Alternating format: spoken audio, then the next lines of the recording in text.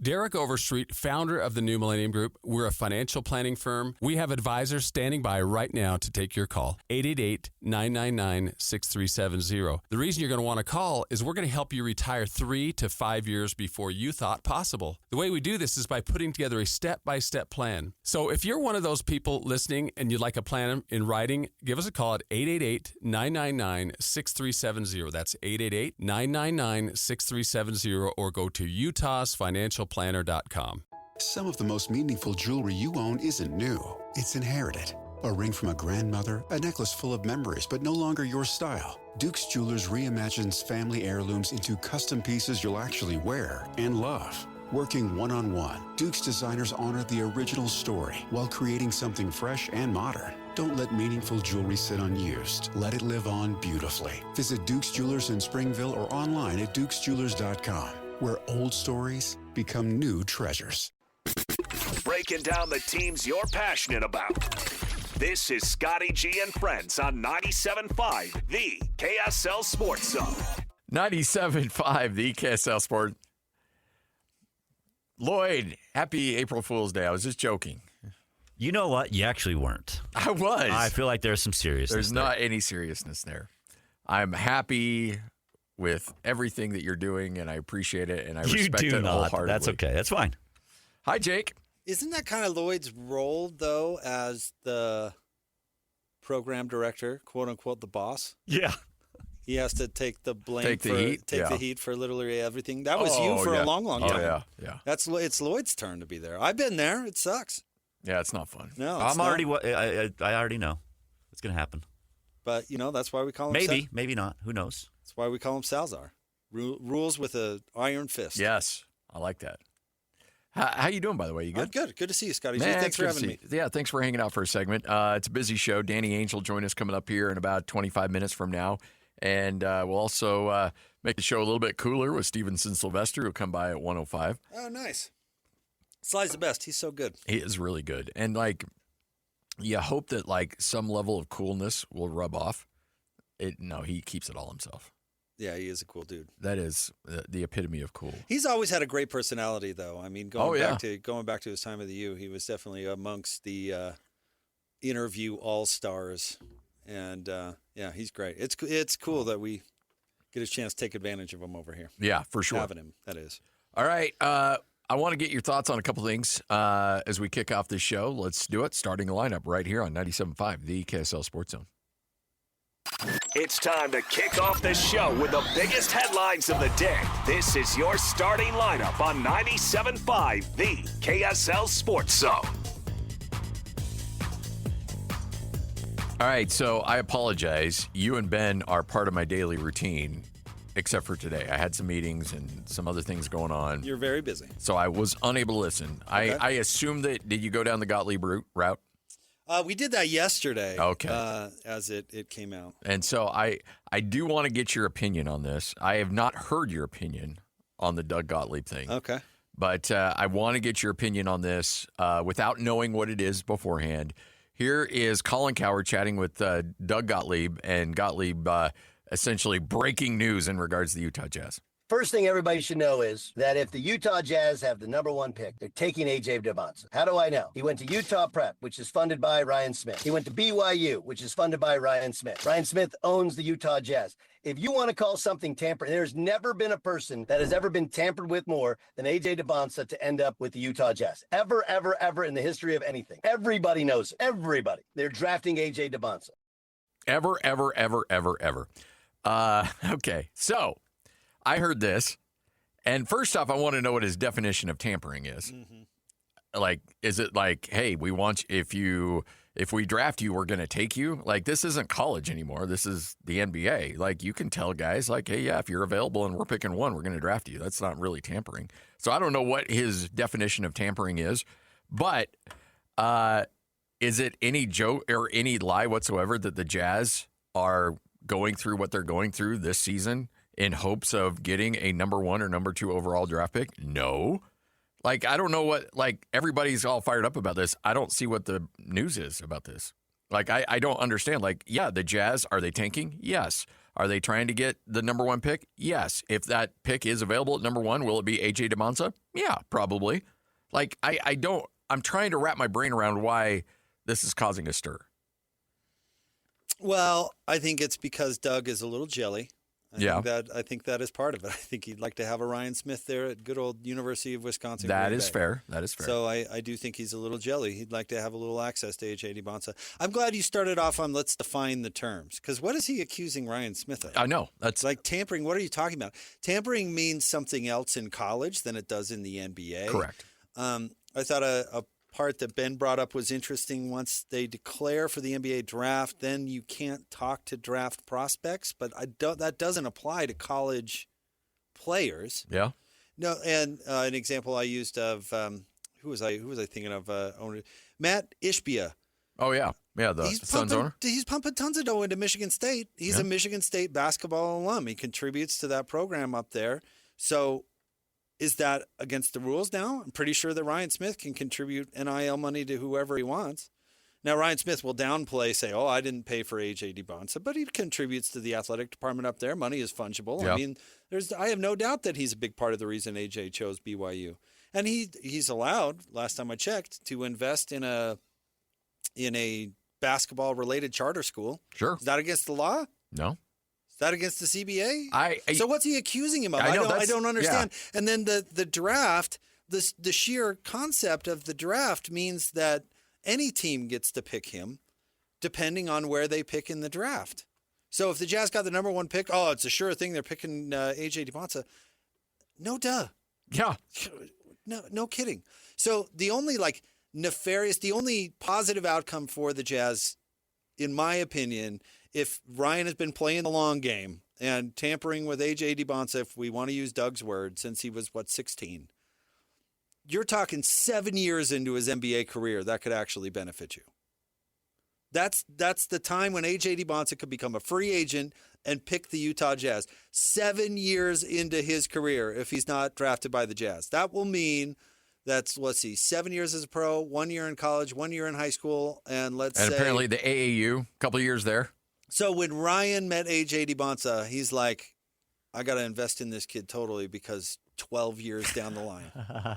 Or whatever the math is, what I mean? Like 10 years down the line, there's a chance that this guy could actually become a free agent. And we would have room to sign him. And I could actually convince him to come to Utah. You know what I mean? I mean, what's he accusing him of? I don't understand the advantage for Ryan Smith here other than contributing to the success of a young person. And is he also laying the groundwork that if the Jazz do pick number one overall and they do pick A.J. DeBonsa, that he will have ingratiated so much Utah into his DNA by playing for Utah Preps and then playing for BYU that there'll be no way he'll ever leave the state of Utah?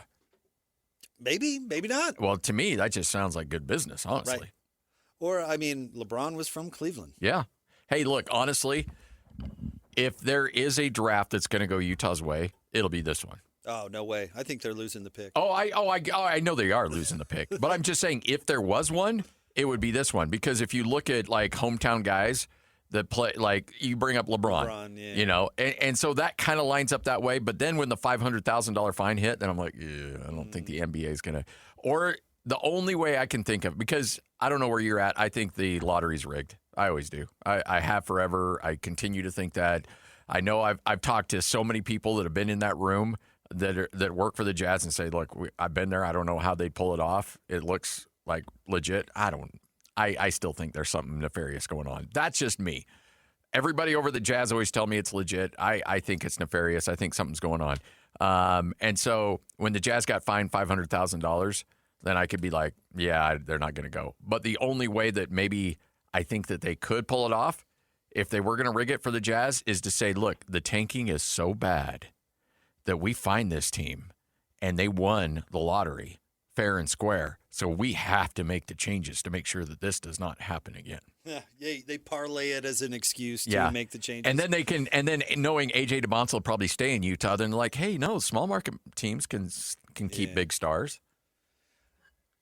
Yeah, I mean, I tend to agree with you, honestly, thinking that there's been some shenanigizing with the draft lottery. There's just way too many coincidences throughout the history of the lottery. You go back in the early 80s in the frozen envelope with Patrick Ewing going to New York. And I don't think the NBA does the Jazz any favors. No, ever. Never. And I was kind of joking about losing the pick because there's like a 0.6% chance or something. But could you see 4 teams leaping the Jazz and pushing them to 9 to 1,000. 1,000%.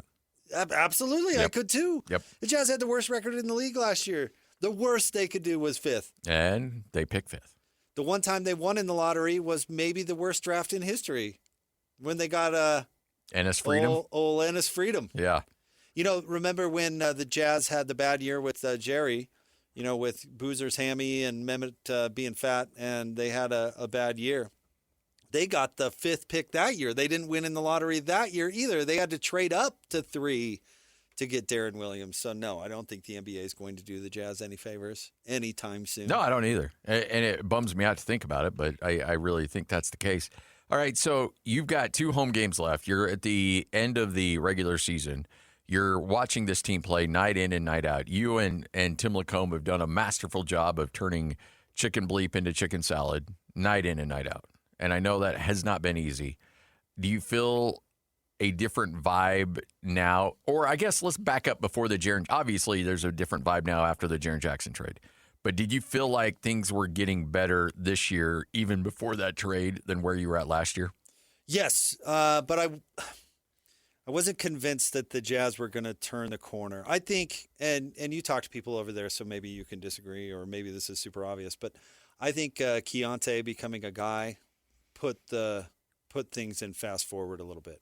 Because if Keontae, let's say that Keontae wasn't a player and they just decided he was a rotational guy and he didn't meet their expectations this year, which I think he not only met but exceeded.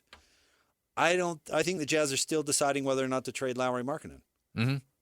Because then you're talking about how the guy doesn't really fit into the rebuild, and you're talking about bringing in another young player, and not necessarily that they would have tanked again next year, but maybe because they've got to find players. I mean, you know, Ben thinks Keontae could potentially be an all-star. You had to identify that potential and had to get someone there. And I think it fast forward to now, all of a sudden you go, okay, Keontae's a guy. Lauri is a guy. That's 2 pieces. Let's go be aggressive and make a move. And they have plenty of resources still left in the tank. They've got a draft pick coming in. And now all of a sudden I think the window switched. So, yeah, I do think some things have adjusted this year where the Jazz felt like, okay, well, now we've got the building blocks. We can go out and do something. Jazz pick 5th or 6th. They don't have Boozer. They don't have, which, by the way, I don't know how Boozer translates to the next level, but I do think Darren Peterson has a chance to be really special if he's in a good situation. I mean, the kid is just phenomenally talented. I don't think they're going to get any of those guys. No. That's what I'm saying. So assuming the Jazz pick 5, they don't get those potential franchise-altering players. They get a good player, but not one of those players. Uh-huh. And so you, knowing what you have coming back, without knowing about free agency and anything like that, but knowing the core group that's going to come back, assuming Kessler is back too. Playoff team next year. Yes, easy. Play-in team next year or full-out playoff team? I'd honestly say playoff team. I mean, we could get into the weeds on what other teams are bringing back and that sort of thing. But listen, and maybe I'm jaded by the current situation, but I have no idea how – let me put it this way. I have no idea how the Wizards are never good or the Kings are never good or whatever. Watching what the Jazz have to do to lose games has been mind-blowing. I'm telling you, the Jazz, if they played all their guys and tried this whole season, they could have won 40 games. Easy. Yeah. Easy.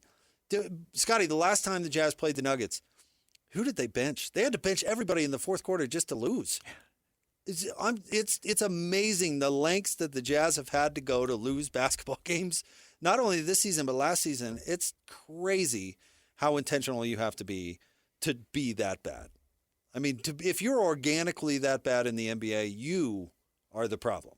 Yes. Because it's, and I keep telling Ben this, but the fact that I guess the Jazz were selling, but people out there were selling before this season that they were going to be able to try but still be bad enough to keep the draft pick. That was a fantasy. Are you kidding? A team with Lowry, and remember Walker was was healthy at the time. Or let me put it this way.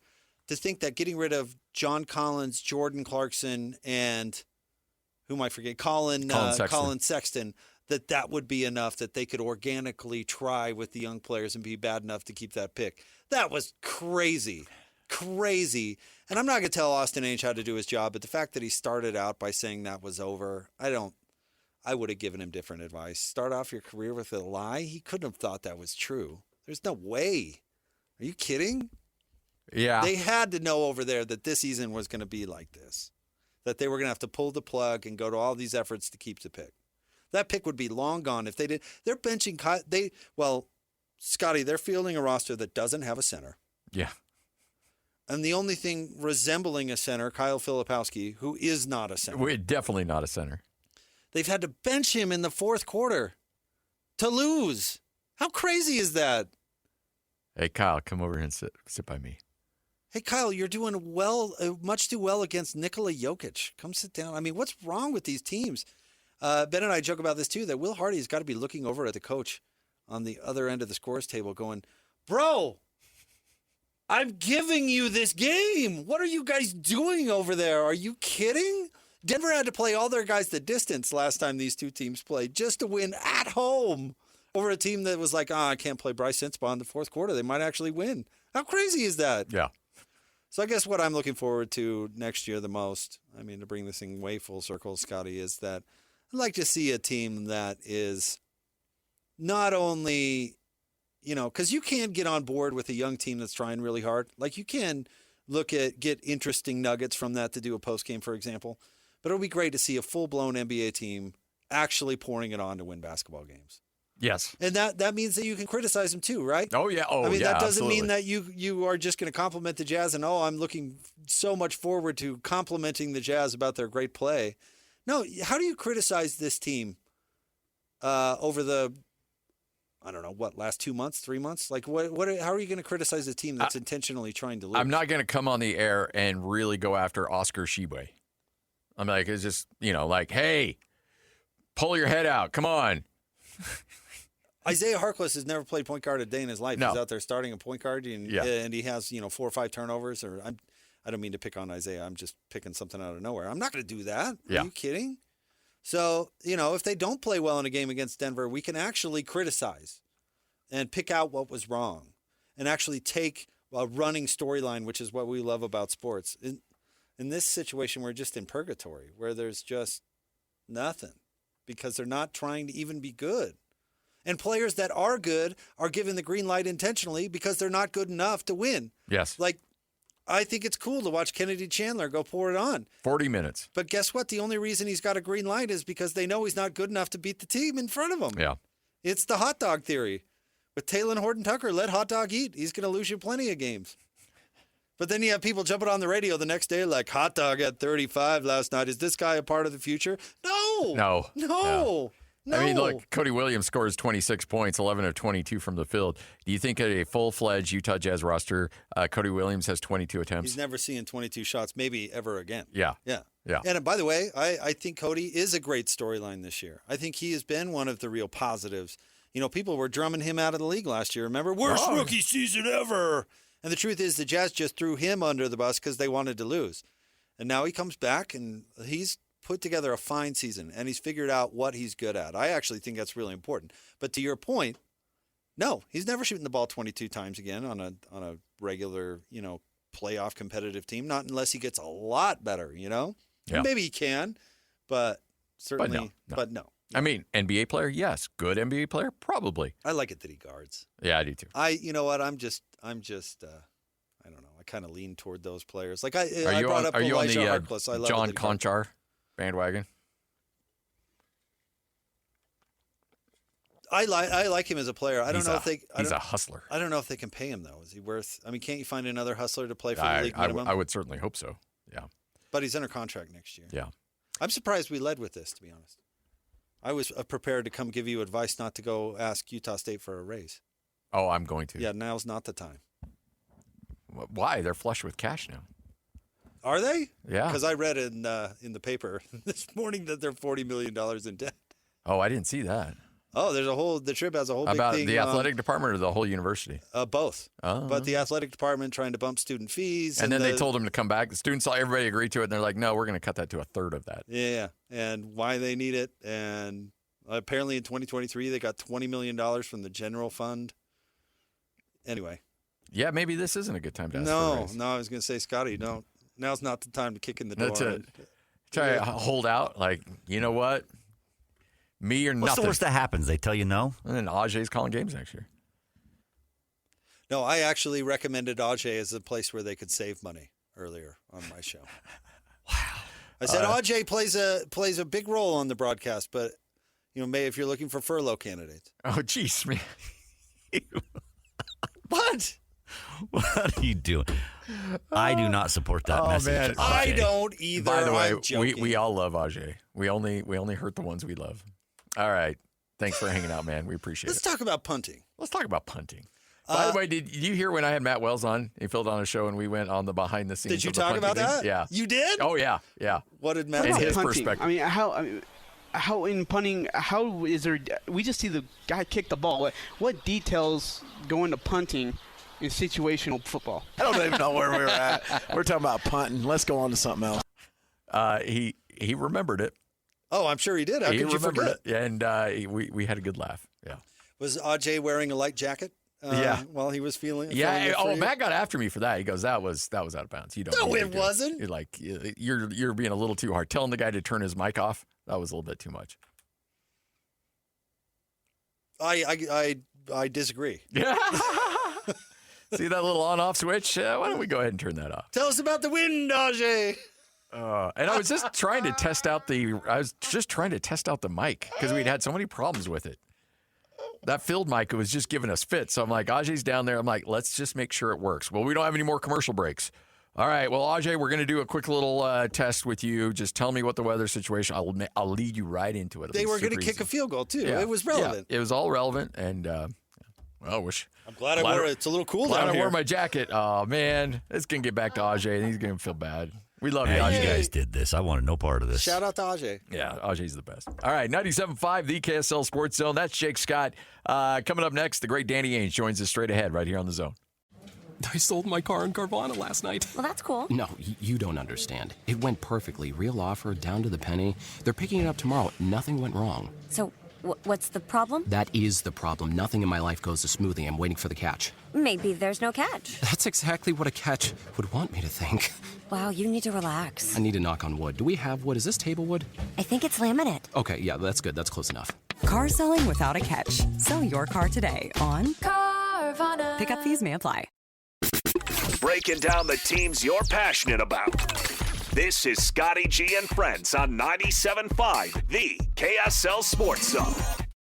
97.5, the KSL Sports Zone. Danny Ainge is going to join us coming up here in just a moment. Have a chance to chat with him as we have through the majority of the NBA season. Always good talking to him and getting his thoughts on where this Jazz team is as we come down the home stretch of the regular season. And then all eyes turn to the lottery balls and everything else that's going to come along with it, as I believe the draft lottery coming up on May 10th. That's going to be a big one for everybody involved on that one. So the Jazz, coming off that loss to the Cleveland Cavaliers, will be back in action coming up as they will play against Denver coming up tonight, then hit the road to Houston and take on Oklahoma City after that. Then New Orleans on the road. Memphis at home will be the final home game of the season.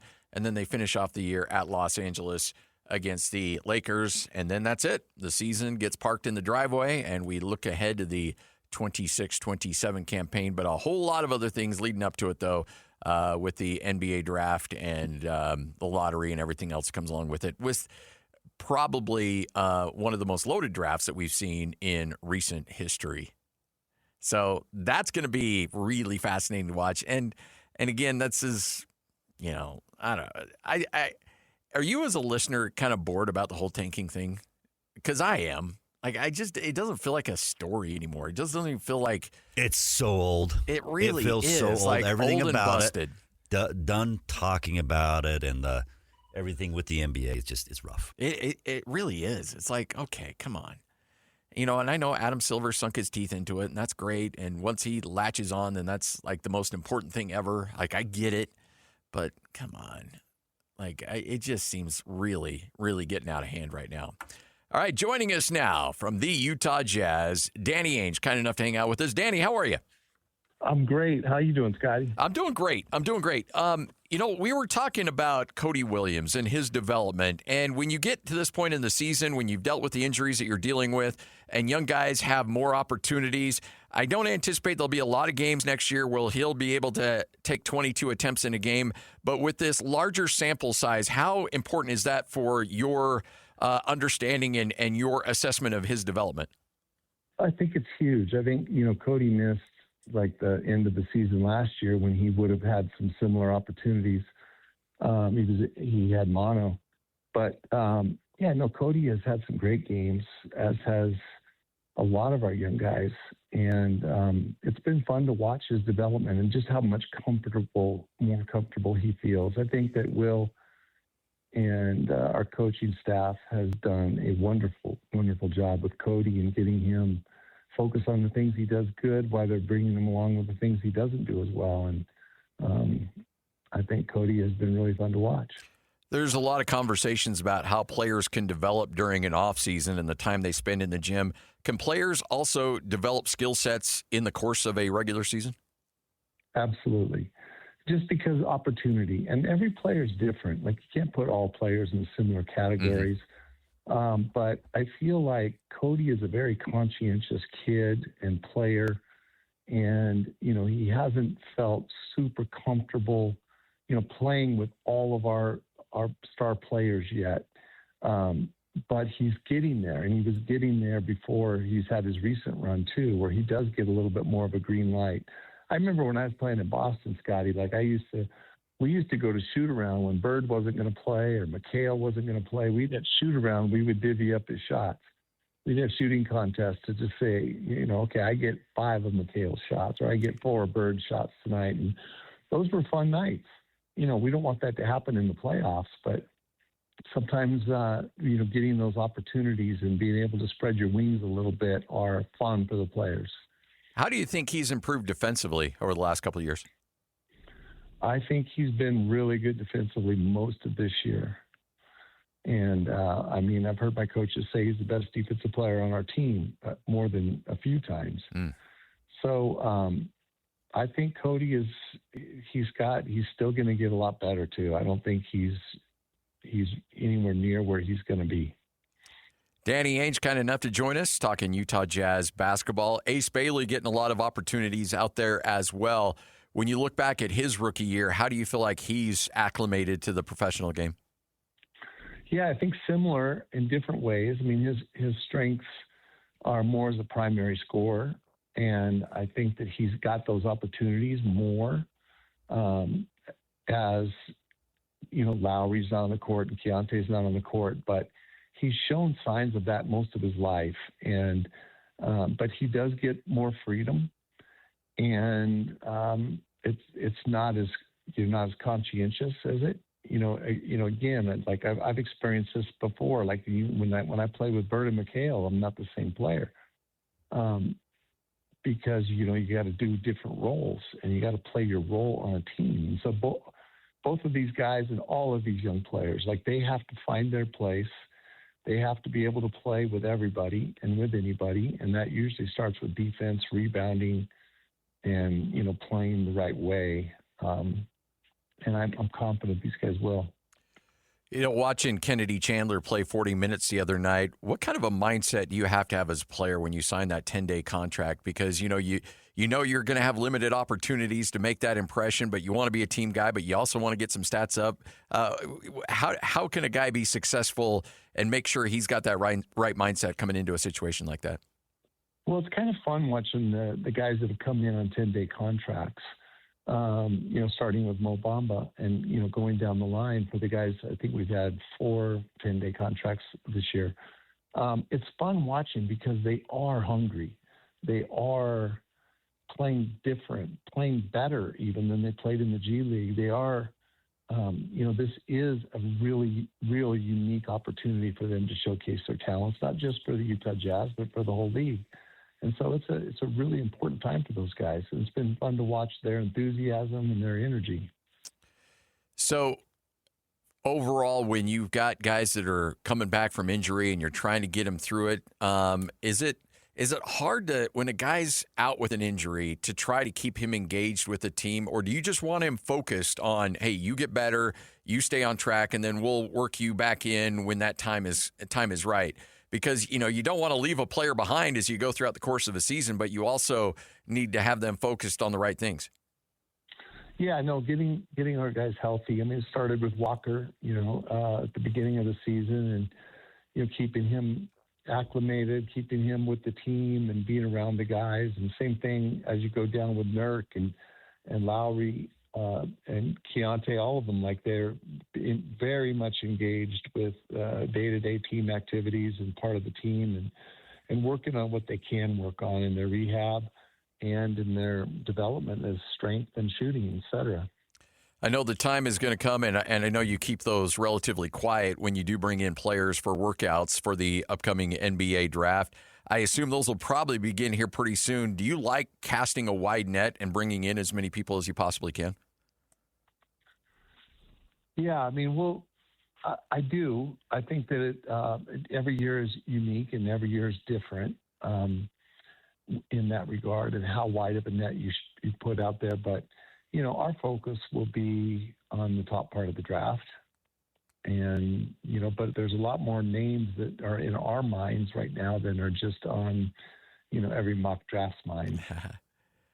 When you, when you're looking at guys that you potentially might be signing that are in the G League or the 10-day, is it advantageous sometimes when you've already had them in for a workout, maybe a year, 2 years ago, to go back and reference the notes and the video on that?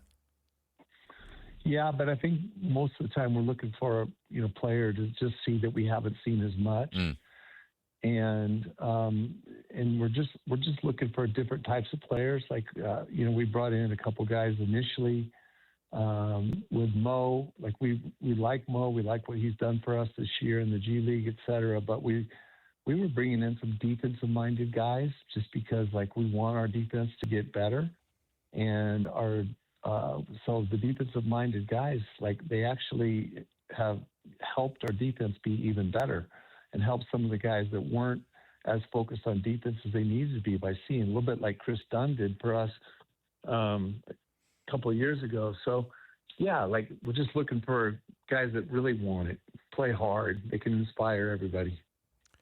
Give me your thoughts on Will Hardy and how he's been. I mean, obviously he's done a tremendous job. The situation hasn't been ideal in terms of winning games at a super high level that he'd like. But, when you evaluate coaches around the NBA and you talk to people outside of Salt Lake City that know Will Hardy and know his capabilities, people have just talked about what a masterful job he's given the situation he's in. Yeah, we're huge fans of Will's. What he's dealt with is tough. It's hard. It's not what every coach dreams of. And we're really excited for next year. And we think we have a great coach ready to lead our team. And he has a lot of respect for everybody in our organization. That's for sure. So how much I know you're at conference tournaments and NCAA tournament games, and you're watching a lot of games, just scouting players. But just as a guy that loves the game of basketball, were you, and a guy that was a former coach, were you cringing at the end of that Duke game like all of us were? Yeah, I don't really. That was a tough one for Duke to lose. It was I'm not rooting for Duke necessarily, or UConn, but I just that, what an amazing comeback victory. And it's a great feeling to have if you're UConn, but that's a tough one for Duke. And so you go, oh man, that's too bad. Cause I know the coach and a couple of the players and one of the fathers that's sitting in the stands. Pretty good. So that was a tough one for them. As a player and as a coach, do the losses sting more than the wins feel good? Yeah, I wish that wasn't that way. I mean, there's been some amazing victories that you don't ever forget, but yeah, I think that they do. I think that losses are a little more painful than the joy you get from winning, because you just expect to win, and you and that's a big moment. And so anything less is kind of a memory that you don't want to remember, but for whatever reason, they seem to last a little bit longer. When obviously there's always going to be the elite one and dones, and we know who they are, that will go to college for a year and then make that transition into the NBA and be just fine. They'll be great players.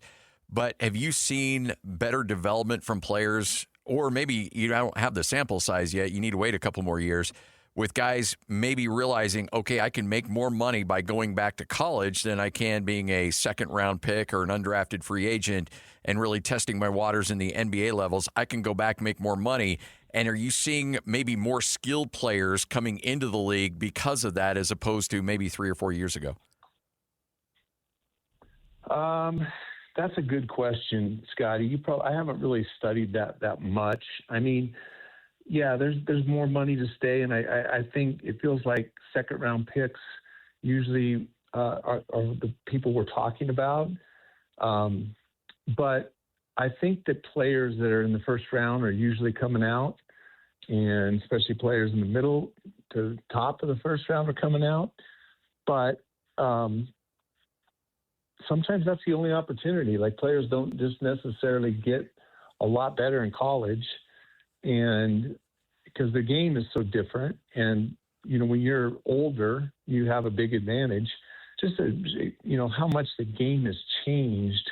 You know, it used to be when you come into college, like maybe there's 1 or 2 players that, left your graduating high school class and entered the NBA early over a 4-year period. And then it went to 4 maybe that started as freshmen, and then maybe it went to 8 or 10, and now there's just a lot more. And so I think as you're becoming a senior, and in a lot of cases in the world today, you're 5th-year seniors, and you're almost 24 years old, it's a big advantage. Some of the freshmen right now are playing against guys that are 5 years older. Yeah. And that is a huge, huge advantage, just physically, emotionally. And so, like, it's not, I think that the physical strength of that age difference and experience helps a little bit. But I think that the young players that come into the NBA, a lot of them do get a lot better and early, as we see. We've just been talking about Cody. Should be a junior right now, and Ace should be a freshman right now. Basically, he's about the same age as most of the freshmen in this. He's younger than a few of the freshmen in the lottery this year. And so, like, those guys just have a lot of good steps ahead of them. I was talking to a coach up at Utah State about this a few weeks ago, and they had mentioned that how difficult it is for guys. And we were talking about Sam Merrill and Neemias Queta, and how, they had opportunities in the league and then had to go back down to the G League. And I'm sure, especially with Nemi, there were a lot of opportunities to go to Europe and make good money. But the thought of, I'm going to stick it out and just keep this dream alive as long as I possibly can before, throwing in the white flag and going overseas and playing there. Is that come down to your agent a lot for these players to say, okay, you know what, this is probably the best bet, or hang in there, I still think you've got a shot in the league? Because obviously their patience is paid off in folds for those guys. Yeah, so I think it probably has most to do with the players themselves and the risk they're willing to take, because agents will give them options. Here's an option. Here's an option. What do you want? You can make, double the money if you go overseas, or you can stay here and make this. And the likelihood of getting to the NBA is not very good, but you still have a chance and hope. And anyway, those guys, it's worked out really well for us. It's been wonderful to see their development. Well, you've been up at Utah State there, so you've been able to watch these guys in their careers, and it's always fun to see that. Yeah. Guys don't guys that want to come back to school. Like I'm always for the guys that want to go back to school because, there is a big learning process and a learning curve. At the same time, going to the G League like Sam and Kata did, and there's value in it. Like I was mentioning Chris Dunn. Like Chris was in the G League for 3 years after being the number 5 pick. And when we called him up here and signed him to that contract, he said, DA, I'm never going back. I'm never going back. And he played like that, and he has continued to play like that in LA. And, you appreciate that the hard times that you've gone through and those opportunities that they see. And so there's great value in the G League for many players. When you're evaluating a player, and the last question, I promise, I just love picking your brain on these things. When you're evaluating a player at the collegiate level and a kid has a chance to be at a school, because you and I, we talked about this a couple of weeks ago. If you're good enough, the scouts are going to find you wherever you're at. It doesn't matter. If you're deciding between going in the transfer portal and going to a team that is going to pay you very well, but you're going to be among a lot of star players on that team, and the opportunities may not be as high, but again, you'll get a lot of exposure and you'll make some money and you'll play some high-profile games. Is it better, and I know everything's a little bit different, but is it better for a player to go that angle or stay at the level he's at, obviously take significantly less money, but certainly have more opportunities and be the face of that team? Yeah, I think that it depends on the player. Like we talked about the year or the G League for a lot of the young guys, I think it depends on the personality of the player and his confidence and willing to take a risk. I mean, if you do transfer, you're taking a risk that it's not going to be as good as what you have. And you go play in a better, quote, a blue blood program or some bigger, better audience watching you. From the NBA standpoint, we're going to find you wherever you are. But opportunity to play, just like we talked about with the young players in the NBA, but on our team, like the opportunity to play, you get a chance to show a little bit more than if you go play for a powerhouse and you get lost in the shuffle or you're just one of another group of guys. Those are decisions that every player has to decide. And I wish that those decisions were only made based on their careers and their futures. But unfortunately, money plays a big part of that right now. Yeah. Danny, I've kept you way too long. I appreciate your time as always. Great insight, analysis as always, and look forward to another chat here soon. All right, Scotty. Good catching up. You got it. Danny Ainge, right here on 97.5, the KSL Sports Zone. Such an honor, privilege to be able to chat with a legend like that and get his insight on the game. All right, take a break. Come back. What you may have missed straight ahead right here on The Zone. Hey, sweetie, your mother showed me this Carvana thing for selling the car. I'm going to give it a try. Wish me luck. Me again. I put in the license plate. It gave me an offer. Unbelievable. Okay, I accepted the offer. They're picking it up Tuesday from the driveway. I haven't even left my chair. It's done. The car's gone. I'm holding a check. Anyway, Carvana, give it a whirl. Love ya. So good, you'll want to leave a voicemail about it. Sell your car today on Carvana. Pickup fees may apply. This is Scotty G and Friends on 97.5, the KSL Sports Zone. You're hearing the Weezer. Why? Because they're coming in concert, and we want to give you a pair of tickets. Caller number 12, 801-575-ZONE. You win a pair of tickets to see Weezer with the Shins and Silver Sun Pickup at the Maverick Center September 15th. Pre-sale begins at 10 a.m. tomorrow with the code WEMAV26. WEMAV26 at livenation.com. Listen to the Zone all day for your chance to win. If you don't win today, we'll give away another pair during JJ and Alex, but it is a Win Ticket Wednesday. And Weezer's one of those bands where I've been to a bunch of concerts. I've never seen Weezer live. That's kind of a bucket list one right there. That would be that. You know what? I bet haven't they put either. on a hell of a show. I could see them being a great live band. All right, what you may have missed brought to you by Paris RV. See the full inventory at parisrv.com. So it is April Fool's Day, and I would say to all of you, stay off social media today because everybody's having fun. everybody's trying to do their thing, and some jokes, and some of them are good, some of them are ridiculous. Well, Utah State sent out the picture of their new field. Hey, get ready, folks. Now, you've seen their Battle Cattle helmets. Now they sent out, this is going to be our field next year, where it's essentially a battle cattle field. It's got the Holstein vibe to it on the field. Obviously, April Fool's Day joke. But you got to be careful about this with your Utah State, because 2 years ago, Utah State, on April Fool's Day, had those battle cattle helmets. They're like, hey, look what our new helmet's going to look next year. And everybody fell in love with it. So much so that Utah State, for the last couple of years, have had those helmets in their helmet rotation. So it started as an April Fool's Day joke. Nobody up there had any intention whatsoever for the battle cattle helmets, but the public wished it to fruition. And now they're messing around with the field. Okay, that's probably a bridge too far. But still, I love it when April Fool's Day jokes go over so well that they're like, well, maybe we shouldn't mess around. Maybe we should actually do this. All right, 102.97.5, the KSL Sports Zone. The great Sly Sylvester next, right here on The Zone. Believe it or not, this guy actually has friends. Nice. This is Scotty G and Friends on 97.5, the KSL Sports Zone. Scott Gerard, Sly Sylvester. Got a little Corey Hart. I wear my sunglasses at night. Man, Lloyd, you know your boy.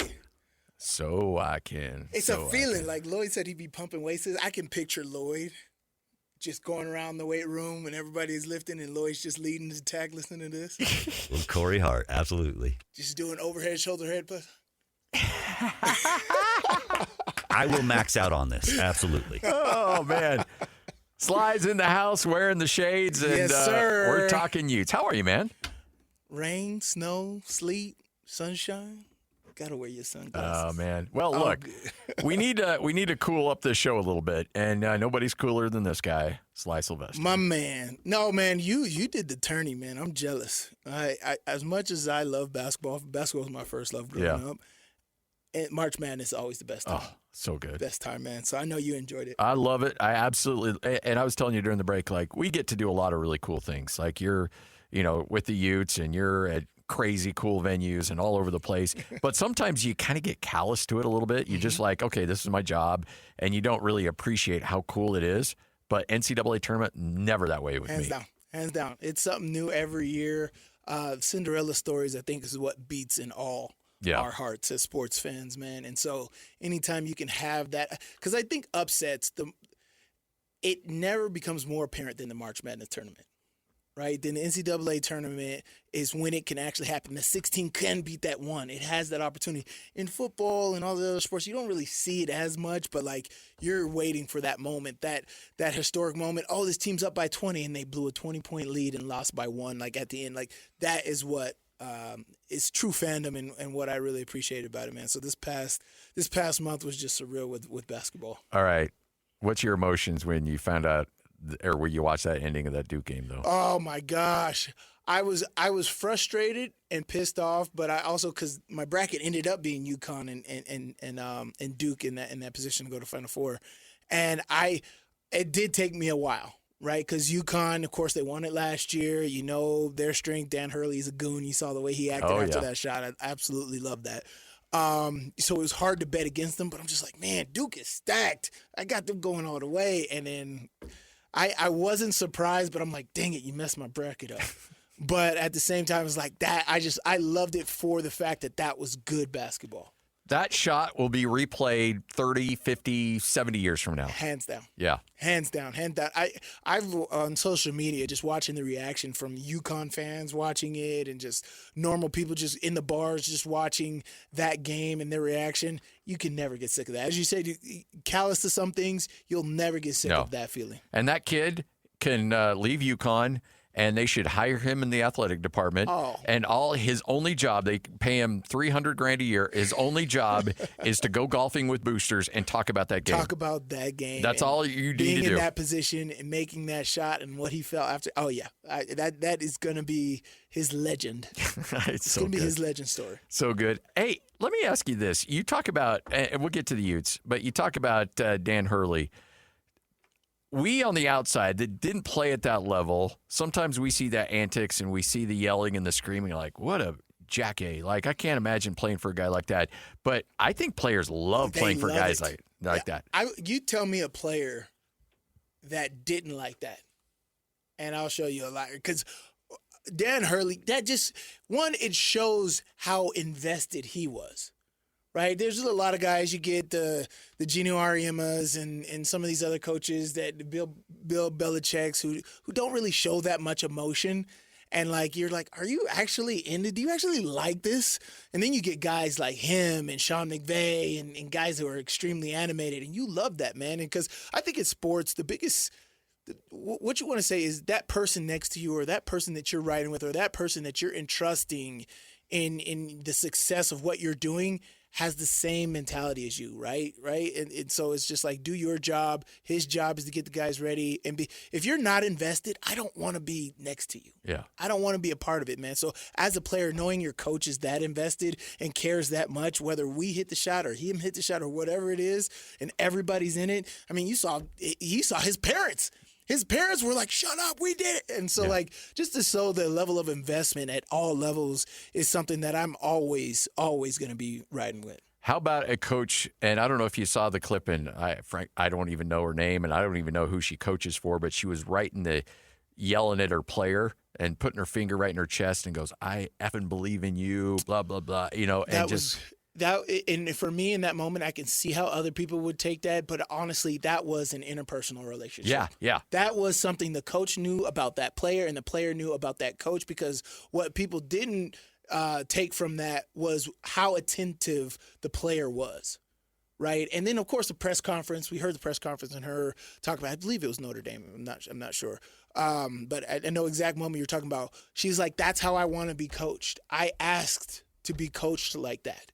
Right. And then, of course, the lip and readers. And when you actually find out exactly what he said, that's great stuff. Oh, yeah, absolutely. And, what I've heard from great coaches like Mike Tomlin, Coach Whittingham, all these coaches that I've been a part of is not everybody's the same. You can't coach everybody the same way. Some people need a little bit more motivation. Some people need a little bit more kick in the butt.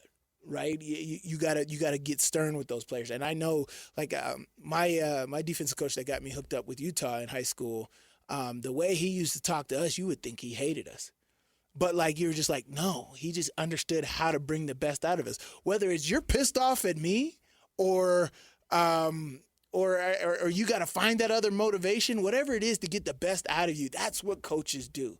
And you've seen how the player played after that encounter, right? Yep, she went off for 20 in the second half.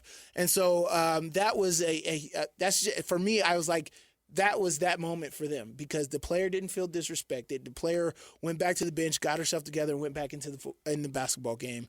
And so that was an interpersonal moment is what I took from even my first impressions of seeing it. I know there's a lot of us out there that we want to say what you want about our current society, but people want to be upset or offended by lots of things. Everything. Guess what? That's not our business. We can't project what's going on between a player and a coach, because we haven't been to the practices, we haven't been to the OTAs, we haven't been to the rest of the season, the camps. We don't know their relationship, so we can't project and say, "Oh, what a horrible human being that is." We don't know. Well, it's to that point too. Is the way I want to be coached or can be coached, I can't project the way that person wants to be coached. Right? Yeah. I'm different than everybody else, and understanding that everybody has their individuality in sports, in life, and whatever it is very important for everybody to understand when looking at stuff. All right, spring ball for the Utes. Do you anticipate a lot of verbiage and language change in that offense from Kevin McGivern? I know that he's going to want to put his own stamp on it, but you probably don't want Devin Dampier to have to learn an entirely new system. Doesn't Kevin McGivern need to adapt more than Devin Dampier does? I think there's give and take on both sides. Right. I've been up to spring practice a couple times here, and I love it. There's actually a lot of similarities to last season, and so that's good. Looking at how the players are reacting to everything, I don't know the language and verbiage that happens, but as I want to say this because it's look, these guys are professionals now. players, college players, you're an adult, you can handle it. This happens all the time. New offensive coordinator comes in, new coach, new player. Everybody's got to learn some type of way. Yes, you want to make it a smooth transition, but they have time. They've been working at this since they got here. And I know Morgan Scalley, he is a no excuse type person. So he doesn't care if Kevin McGivern's bringing in the West Coast offense or some new type of offense or whatever it is. You're going to learn it. You got time to do it, and there's no excuses. You are a professional. You're getting paid for all of these things now, unlike before. And so you got to do what it takes to be ready to go by September 1st or whenever that first game is. And so for me, there's no excuses with that, but I do not see a huge jump in terminology understanding. And I think I saw this video this past weekend. No, it was more of them talking about Gen Zers versus millennials, right? It's like their terms that they're using now. Don't get mad at it. Just understand what word you would use that is. Like Riz was our swag back in the day. And that's how I did it when I went to the Steelers, right? Their quarters coverage was different from our quarters coverage, or their seam coverage in Pittsburgh was our dog coverage in Utah. And so that's professionalism. You got to make that adjustment. Steelers ain't changing for me. Yeah. Right. And that's exactly what's happening here. And I don't think there's going to be a lot. I think there's a good personal relationship that needs to happen. That's more important than the verbiage. The verbiage is all on Devin Dampier and Burt Franklin to be able to grasp and take advantage of in their own time. But the most important thing is understanding exactly what Coach McGivern is doing when he's making certain calls, right? When he's calling this on 3rd and 1, what is he seeing? And that's got to be that unspoken language that you know about Kevin McGivern and that Kevin McGivern knows about you and why he's calling. That is what I think is most important that needs to be had here in the offseason. I'm not a gambling man, but if I were, I would have never in a million years thought that put money on both Burt Franklin and Devin Dampier coming back with Kyle Whittingham going to Michigan. And Jason Beck going to Michigan. I just didn't anticipate that those two would stay at the University of Utah. Do you anticipate any kind of a role change for Burt Franklin, more usage than maybe last year? How do you see his role developing, or is it pretty much what we saw last year? Well, I mean, in an ever-changing world, you got to be surprised every day. That's why everybody should close their phones and not look up anything today. Because today it'll shock you and what it is. But, honestly, what that decision was kind of what I feel sports is, right? It's like it's not always greener on the other side. And I think there's been a lot of stories where players have done that and it hasn't worked out. Devin Dampier going into his senior year, I don't want to do that again. I understood what it took to go from New Mexico to here. I would have to do that in a whole new place. I know this here. These fans know me here. There's a lot of semblance there. And then Bird as well. It's just like, okay, I think when you interview Bird, he is extremely mature. Right? I absolutely love talking to him, and what he talks about are things. And so I feel like he's thought about this really intently as far as like, okay, I'm going in my sophomore year. Yeah, I haven't redshirted. Yeah, all these other stuff. But like, can I learn more? Right? And what can I get from 1 year of football? Right? If I stayed in this one program with this one coach and own this, can I do it? Right? And how much fun did I have last year, right? All of those things I think came into bout with Bird and understanding that, hey, I was a true freshman. Am I truly ready to go lead another D1 university and, kind of have the success that Nico Iamaleava had at UCLA by switching out? Do I want to go through all of that? Like, there's a lot of things that probably went on the table with all that. And here I can just share, the pressure. People love me here. I had a good time and I was utilized a lot at the end of the season. Now let's see what it is during the season. Devin and I work well together. And so I personally, I think that he just took some time and understood exactly what it's going to be like out there versus what it's going to be like here. And Utah made it work as far as the dollars made sense. And so it's just like, look, let me stay here, make it happen. And I do think, the second part of your question is his role is going to increase. Right. And now, because it wasn't until later in the season or halfway through the season where we found out, like, we can do this quarterback system, right? He is a threat, and it's awesome. It's like, oh, dang, we should have put him in against Texas Tech. There's just a lot of things, and so I think this university and Morgan Scalley has done a great job with instilling the belief into Bird that he has a place here. Like, look, we're going to utilize you. We want your talents on the field. And I think this is the biggest issue that is going to go on with Utah from me being at practice the last couple of weeks.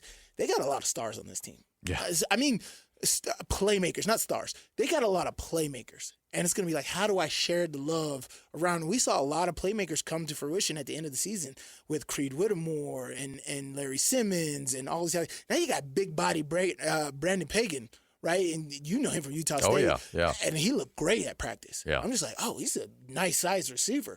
And you got a lot of talent here. And Wayshawn Parker's in the backfield. I talked to him at practice, and he's looking and feeling great about the offense. And so it's all about, one, the belief in the program, what's going on, and then how well you feel, man. And so both Devin and Bird, they look great. And they're enjoying it, and I think they're going about it like brothers. I remember there was a couple people who saw one of their TikToks or whatever, like, who's who? Right? And so, like, and those guys are really tight, and I think that is what's making all the difference, is those guys leading the charge. So this isn't a question about Jordan Gross. I have faith in Jordan Gross, especially with Alex Kirky there to help him out. So I'm not worried about the coaching, but anytime you lose 2 tackles to the first round of the NFL draft, you're going to go backwards a little bit. It's just going to happen when you have that high level of a talent, and that's not even counting the other guys in the interior. So what are your realistic expectations or realistic concerns that you have for the offensive line coming into next year, just based on talent loss?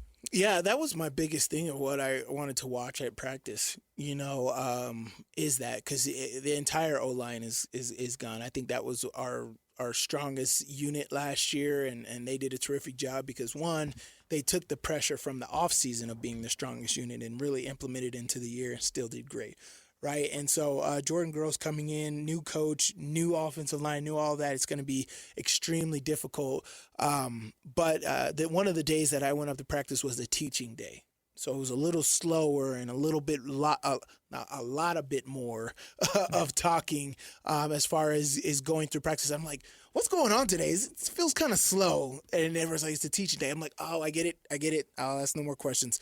And so, but seeing Jordan Gross take that moment and instill in those players right now, from Salatoa Moiai and Zeraway Williams, and getting that relationship built and understanding where we want to go, where we want to be, how fast we want to be on this offense, and where we want to go. And I think that one thing you heard from a lot of the guys last year is our second unit is very good, right? They can go starting on a lot of different offensive lines. So it just takes another year of experience, and these guys are stepping up to the plate. So I don't see that we're going to have a big issue. I don't think our line's going to be as dominant as last year was, because there was a lot of experience and star power on that offensive line. But I think our offensive line is going to be very good this year. Can I steal you for a little bit longer to just talk defense? Of course. All right, let's do it.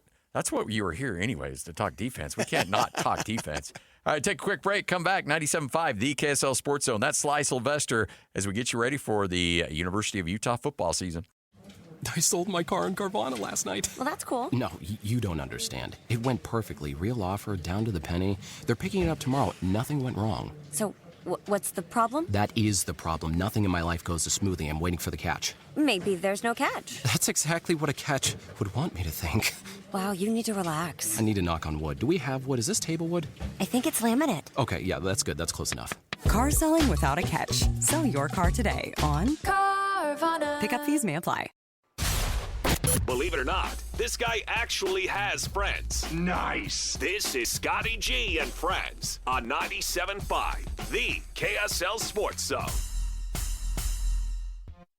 97.5, the KSL Sports Zone. By the way, check out the YouTube channel. All you have to do is go to YouTube and search KSL Sports, and you will see, you'll see me, but don't worry about that, okay? It's all about Sly. So you see Sly Sylvester rocking the Utah Man gear. And the glasses. I'm the guy in the glasses. Go to utahman.co, C-O, and let's check it out. Yes, sir. Let's get it done. Oh, my gosh. Yeah, man, The sweaters, the hoodies, everything. I'm loving it. It's my whole wardrobe anyway. Yeah. And so, like, yeah, man, I'm walking around. I'm walking billboard most of the time. I love it. I love it. All right, so let's talk defense. You do lose some key players off that defense, but if there's one thing we know about the University of Utah is that they're going to find a way to lock it down. They're going to find a way to get things going the way they need to. Where are you at on the defense with what you've seen in spring, and how ready should they be come September? The defense is the defense. You know, it's what's great is that system is in there. I think that has had the least amount of change as far as the structure goes. I know our linebackers, as far as Lander Barton's gone, Logan Fano, Levani Damuni, those guys are kind of gone. But, like, I think the core is there as far as the confidence, man. Trey Reynolds, man, I absolutely love it. He took my number. So he's number 10 now. So I see 10 at linebacker again. I absolutely love it. Him and John Hall are doing a great job, man. They are leading the charge as far as communication goes. And as a former linebacker, that's all you really want to ask for is those guys being the leaders, right, and making sure that you're the most respected unit on that defense. And so you got guys like Lander Barton, Levani Damuni who leave, and you got guys like Trey Reynolds who's going to step up, who's been making plays the last couple of years. Like it's just normal work for him, man. So absolutely love that, and he's a boss. Absolutely love that. Lance Holtzclaw, man, he came on at the end of last season. Right, and he looks everything, but it looks like he put on about 5 to 10 more pounds of muscle, and he's explosive, and so they're really, really working on him.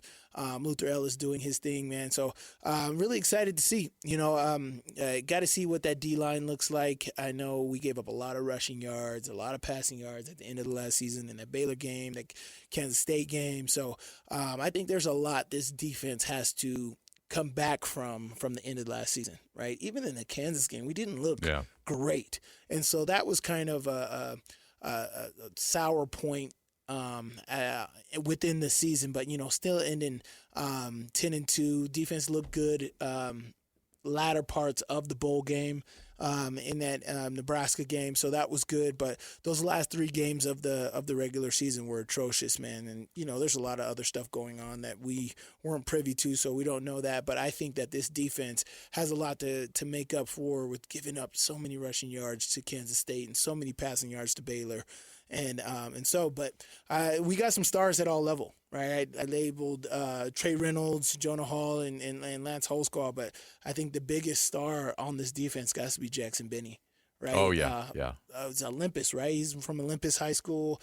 That guy is awesome. He does everything, and another year of experience.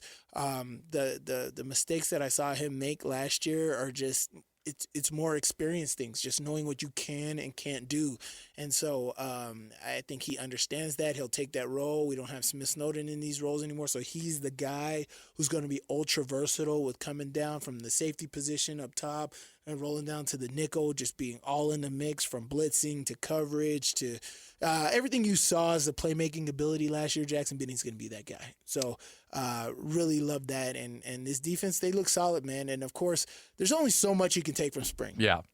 Right? But training camp is where it really all is, and so more eager to learn from that. But I say all these things because there's good promise. There's a lot of potential with everything on the defense and the offensive side of the ball for Utah. So if I'm Morgan Scalley and I'm used to calling the defense, but now I'm the head coach, and there are head coaches out there that will still call a defense, is it hard not to micromanage for him? I got to imagine there's got to be a little bit like, I would have done this instead, or I don't know if I would have brought that corner blitz on 3rd and long. Like, how hard is that for a coach to kind of separate themselves from that? No, it's not at all, and it shouldn't be hard. It's called professionalism, right? And so I think Morgan is extremely professional, and that specific thing that you're talking about, I was watching in the bowl game. Yeah, I'm like, are you letting Colton Swan do this thing or what? You know, if Colton Swan needed advice or whatever, he's reaching out to you. But they had a seamless type of relationship in that bowl game, and that is what's going to project here. Now you got a whole offseason to kind of work stuff and so I thought that bowl game was great to get that experience as far as coach and defensive coordinator, and I think they're going to be great. And so here's my thing. When I was with the Steelers, right, and we were both 12-4 my first 2 seasons, really good, top 2, and next to Tom Brady's stupid self in the AFC. And then my 3rd year, we took a dip, right? We let go of some veterans and other things, but we ended up going. We never had a losing season, of course. No. So it was maybe like 10-6, something like that. But it wasn't as good as the years before. And what I saw the difference was Mike Tomlin would try to do everybody else's job. He would try to do the defensive coordinator's job, the linebacker coach's job, and he wouldn't leave time for those guys to do their job. And that created dysfunction. And so professionalism-wise is like, let everybody do their job. They are hired for a certain type of reason. And I think Morgan understands that. He wants to do as much prep work before that game as possible, right? I think Morgan believes in when you're on that field, a lot of things can happen, right? That wasn't what we practiced. So make it up, right? But me trying to interject, we've done all of the prep work before getting in here. Go out there and make it happen.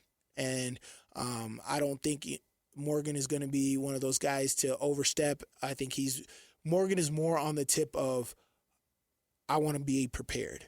Yeah. I'm going to be more anxious, or not anxious, but more detailed on the preparation and then the actual game, right? I'm going to let you go out there and execute. And that's what good coaches do, right? We prepare you so you can go out and execute. Same thing a head coach has to do with a position coach or a unit coach, right? Is I prepare you, making sure we're prepared. I'm asking all the questions before the game. So once we get into those situations and those scenarios, you know what I'm thinking and I know what you're thinking, and we can ride from there. Right. And so I don't think there'll be an issue at all, mainly because I've seen that relationship in the bowl game and it looks seamless.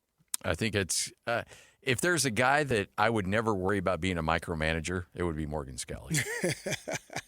I don't know, man. Everybody surprises you now and then. That's true. That's so true. I take people for what it is for when the situation calls for it. But in this situation in particularly, I think Morgan, I think we heard it in Sharif Shaw's press conference where he's talking about Morgan's been preparing for this moment forever. Yeah.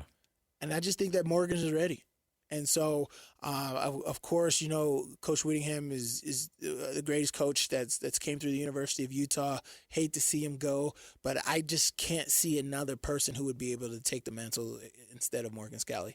No. I think he's ready for this moment. He's prepared in all the different phases, from being that overbearing coach and knowing exactly who he wants in what position.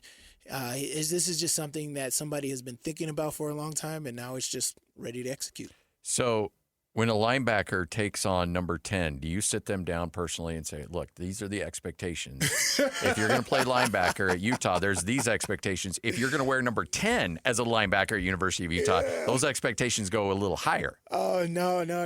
I need to make him a Utah man athlete, right? You know, yeah. We got all these Jordan athletes and LeBron athletes. I need to have a Utah man athlete.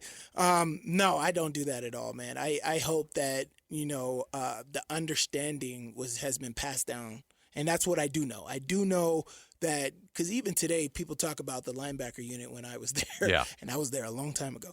But, like, I think that is being fulfilled every single time. I think that they have tangible things in the linebacker room to make people understand what's going on. That's nothing that I have to do, and I would never overstep. I'm not a coach. I know. That's not what I do. But I think that everybody understands that the linebacker room at the University of Utah has such strong history that they want to be a part of it and not mess that up. So I think this is super fascinating because I look at what you've developed there at the University of Utah and the legacy of that linebacker room. And then you look across the board and what, you know, Morgan Scalley and Weddle and Tate did on the safety side. And obviously the defensive line has always been stacked as well. There was I was listening to an interview last year in training camp with the Broncos. George Payton's the GM out there, and they were making their final cuts, and Karini Reed was the last one to make the cut on the roster, and he was nip and tuck with some other guy, and they asked him why he went with Reed over this other guy. He's like, well, you know what? We've had the University of Utah players have treated us really well here. And we trust their system, and we like what they've developed there. And so essentially he said the deciding factor for going with Reed over another player was the fact that he had that Utah legacy and that Utah knowledge and background behind him. What is it about the Utah defense? Is it just schematically that gets you ready for the NFL, maybe more than other universities? Or what is it about Utah that allows a lot of you guys to go to the next level and be successful? Man, all that story tells me, it's a great story. I didn't hear that. And that is one, the epitome of Corinne Reed. I think that he is just a hard worker, extremely savvy guy, and a guy that can contribute on a lot of teams, which we did see. We saw him contribute a lot on Denver's great team this year. But that just reminded me of my first year in Pittsburgh. And we were in the spring, right? We're doing OTAs and going to mini camps, and we had James Ferrier, James Harrison, all they did is, and we're literally unloading the playbook. And and our linebacker coach, Keith Butler, goes, he asked me questions about what defense, Diamond Way, Reed Cobra White, and like all this. And James Ferrier goes, man, he don't know that. He's just a rookie. He don't know nothing. And I literally am like, no, it's XYZ. And he's like, well, damn. Maybe he does know what he's talking about. And for me, it was just, there was so much. I was just like, the transition from Utah to Pittsburgh, even though it was a 3-4 system, a very complicated system in the NFL, there was so many similarities. As I told you when we first started, it was just like, okay, the dog format that we used in Utah was seam in Pittsburgh, and that's all the shift that I had to do, and I understood the defense and where I needed to be. That's the exact same with a lot of defenses, because the technique and the rules are all the same when you go to the NFL. And then, of course, the mentality and how you play, the red line mentality that Coach Scally implements and we have at Utah, those are all things that apply to the NFL. So the culture that we have at Utah, and now BYU, Kalani's down there, I know he's throwing that. All of those things, those mentalities translate to NFL well better than any other college. And that would be my recruiting tip too. It's just like these things translate, right? It doesn't matter if you're an undrafted free agent or first-round draft pick, Devin Lloyd or Corinne Reed. You're understanding the same things, and the NFL guys understand that, know that, and that's what you're buying into. You're buying into that legacy here at Utah that's going to help your resume when you go to the next level. I mean, I say all the time, if there's certain coaches that show up, and based on their history and their tradition, if my kid is playing that position, I'm sending them to them. Like if Sharif Shah comes to my house and tells my kid, hey, look, he'll say anything. Right, I know, that's the other thing. I'm never saying no to Sharif. Like Sharif could sell, ice to an Eskimo and he'd get it done. But if Morgan Scally comes in like, look, your son's a safety, and if he stays on the trajectory he's at, I can put him in the NFL. I'm like, go. Done. Yeah, you have to go. Here's the guys. Yeah. Here's what they're doing. These are their contracts. Jalen Johnson in the NFL. Marcus Williams in the NFL. There's Cole Bishops now in the NFL. You have actual tangible people to say, like, look, this is the system that they were in. This is the situation that they got in. This is what your son could be. End of story. End of story. Sly, you're the best, man. Thanks for hanging out. Thanks for having me. There he is, Sly Sylvester. This is 97.5, the KSL Sports Zone. Hey, sweetie, your mother showed me this Carvana thing for selling the car. I'm going to give it a try. Wish me luck. Me again. I put in the license plate. It gave me an offer. Unbelievable. Okay, I accepted the offer. They're picking it up Tuesday from the driveway. I haven't even left my chair. It's done. The car is gone. I'm holding a check. Anyway, Carvana, give it a whirl. Love ya. So good, you'll want to leave a voicemail about it. Sell your car today on Carvana. Pickup fees may apply. Breaking down the teams you're passionate about.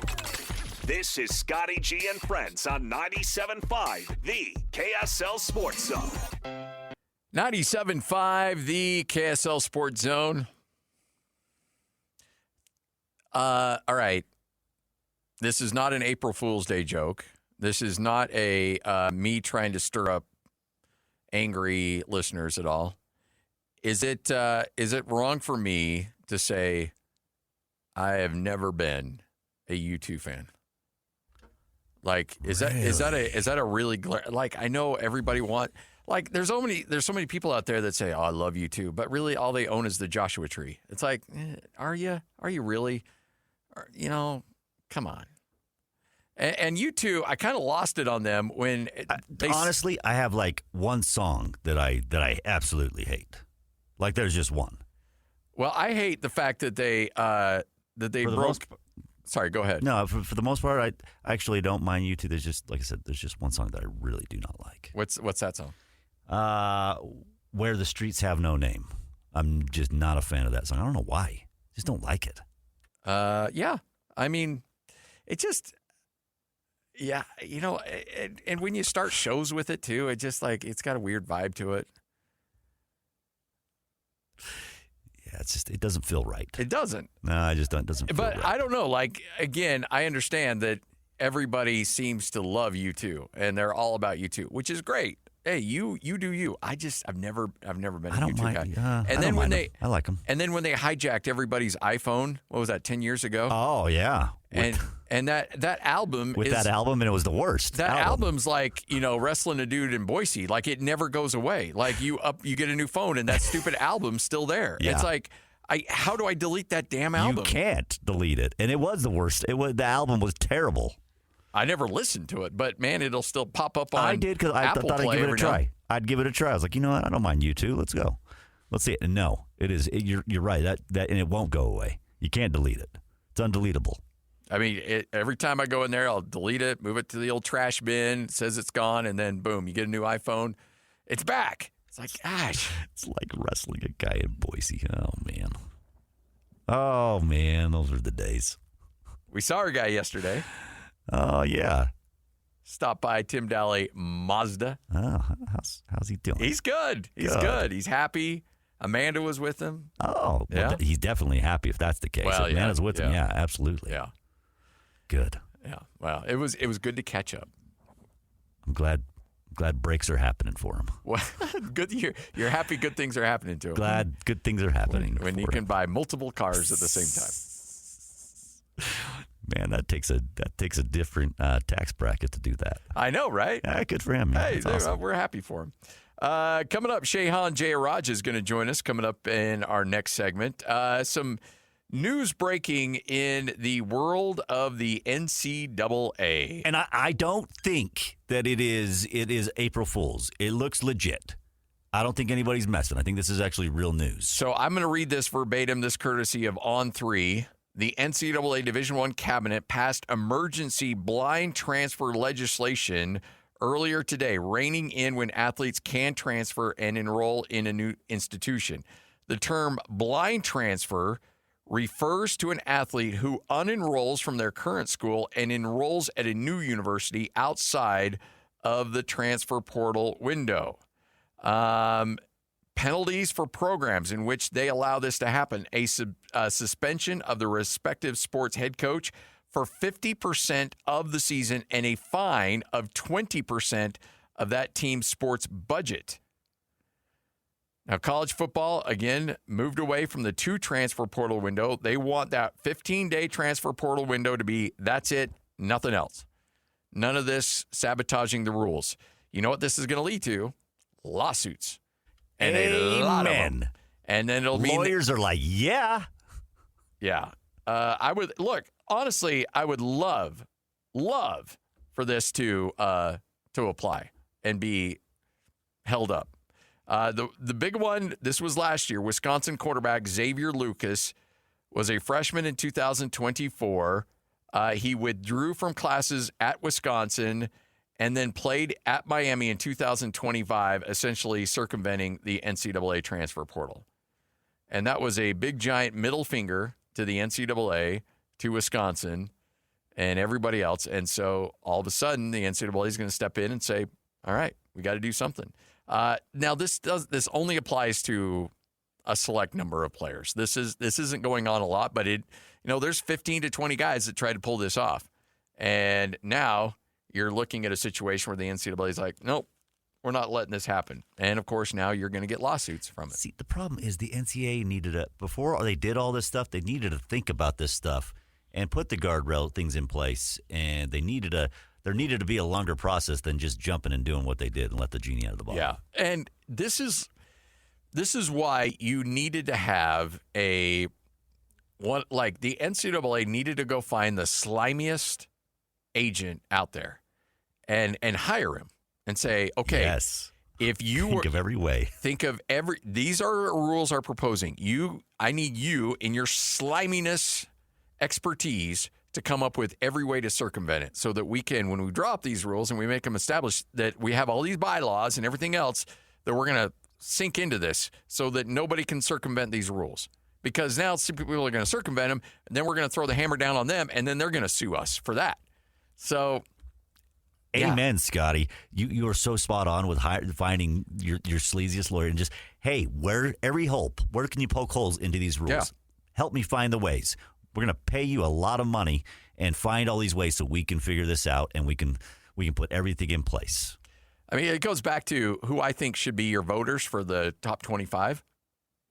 Odds makers, gamblers. These guys know these teams inside and out. They are up at 3 a.m. watching a game. Some beat writer from Tuscaloosa, is he really watching Pac-12 football at 2 a.m. in Alabama? No, he's not. Is a coach? Definitely not. But you know what? Who is watching every game? Odds makers. Odds makers, there should be a top 25 poll made completely by odds makers in Vegas, because I don't think there would be a more accurate poll than that one, because these guys know these teams inside and out. All right, Sheyhan Jeyarajah. He'll join us next, one of our favorite dudes on the planet from CBS Sports. We'll talk about this with him, get his thoughts as to how long this will hold up before the lawyers get their teeth involved. This is 97.5, the KSL Sports Zone. Believe it or not, this guy actually has friends. Nice. This is Scotty G and Friends on 97.5, the KSL Sports Zone.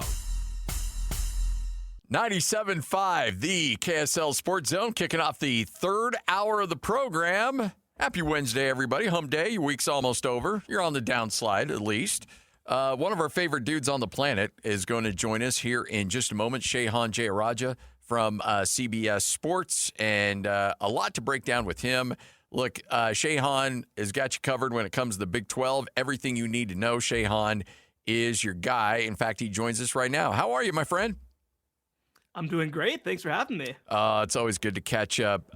Is this busy time, quiet time? What's life like for you right now?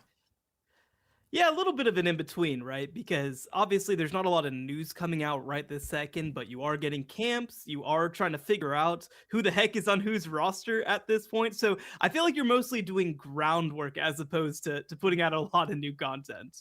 All right, so the NCAA, and you got to check everything today because you're never sure what's going down on April Fool's Day. But it does appear that there is some legislation passed to try to prohibit blind transfers. Is this A, true, or is it a April Fool's Day joke? And B, how much are lawyers looking to sink some billable hours into this one? But to be clear, Utah State is having a Cal Field, right? Oh, yes, absolutely. That's going down for sure. Great. Love to hear it. No, so this is a really interesting piece, right? Because as people know, they got rid of the second transfer window after the season. But last season, you saw numerous players ultimately, kind of headlined by Jake Retzlaff, the former BYU quarterback, just jump out of, unenroll from schools and enroll at new schools, kind of going around the portal completely. That's how they were able to get around sort of the portal windows. Well, the reality is there's no point of having transfer portal windows if you don't have sort of rules around that. And so the NCAA's tried to come out ahead, very strict punishments potentially on the horizon. What they've said is that potentially you'd be looking at 50% suspension for a head coach if they were to try to recruit a player who kind of tries to circumvent the transfer portal. But like you said, I mean, this is going to be something that's ultimately challenged. What will be the timeline of that challenge? It's kind of hard to say, but I do think that ultimately, the NCAA understands, like, if we don't have clear rules to try to enforce some of these new policies that we're putting into effect, they don't really exist in practice. Yeah. And look, I applaud the NCAA. It may be a little slow, but this is one where it's like, okay, you know what? We do have these rules in place. We are letting you guys go to whatever school you want, but you got that 15 days to do it. You got your 15 days. I know you guys are sending all kinds of illegal DMs throughout the course of the year, and so those deals are pretty much put in place already before that 15-day window opens up, but at least you kind of have to honor those 2 weeks to make your move. And if things aren't going well for you in fall camp, I'm sorry, but you're going to have to deal with it. I mean, we got to draw a line somewhere, right? Yeah, absolutely. The thing that I've said really since the beginning of NIL and transfer portal and all this stuff is that there isn't a sport where you have essentially unfettered permanent free agency, right? Where any player can jump at any time for any amount of money, where you don't have players locked in.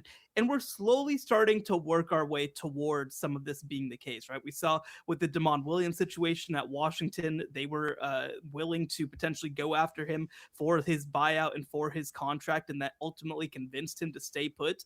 Now, that of course didn't end up being the case with Duke quarterback Darian Mensah, who went to Miami anyway. So we're kind of trying to get a little bit closer to stability. Now, I think that sort of the agreement seems to be that it probably isn't going to happen permanently until we get either a law coming from Congress or until we get collective bargaining of some type. But in the moment, right, neither of those things is likely to happen in the next, let's say, 6 months. And so they're trying to find ways to work around that, trying to find ways to figure out what they can enforce, and frankly, kind of trying to feel around to see what are the boundaries that they're setting for themselves. We're coming up in a midterm on November, so I don't know if anything really gets done, but do you feel like there is starting to be a little bit more of an appetite by Washington to help out in terms of this?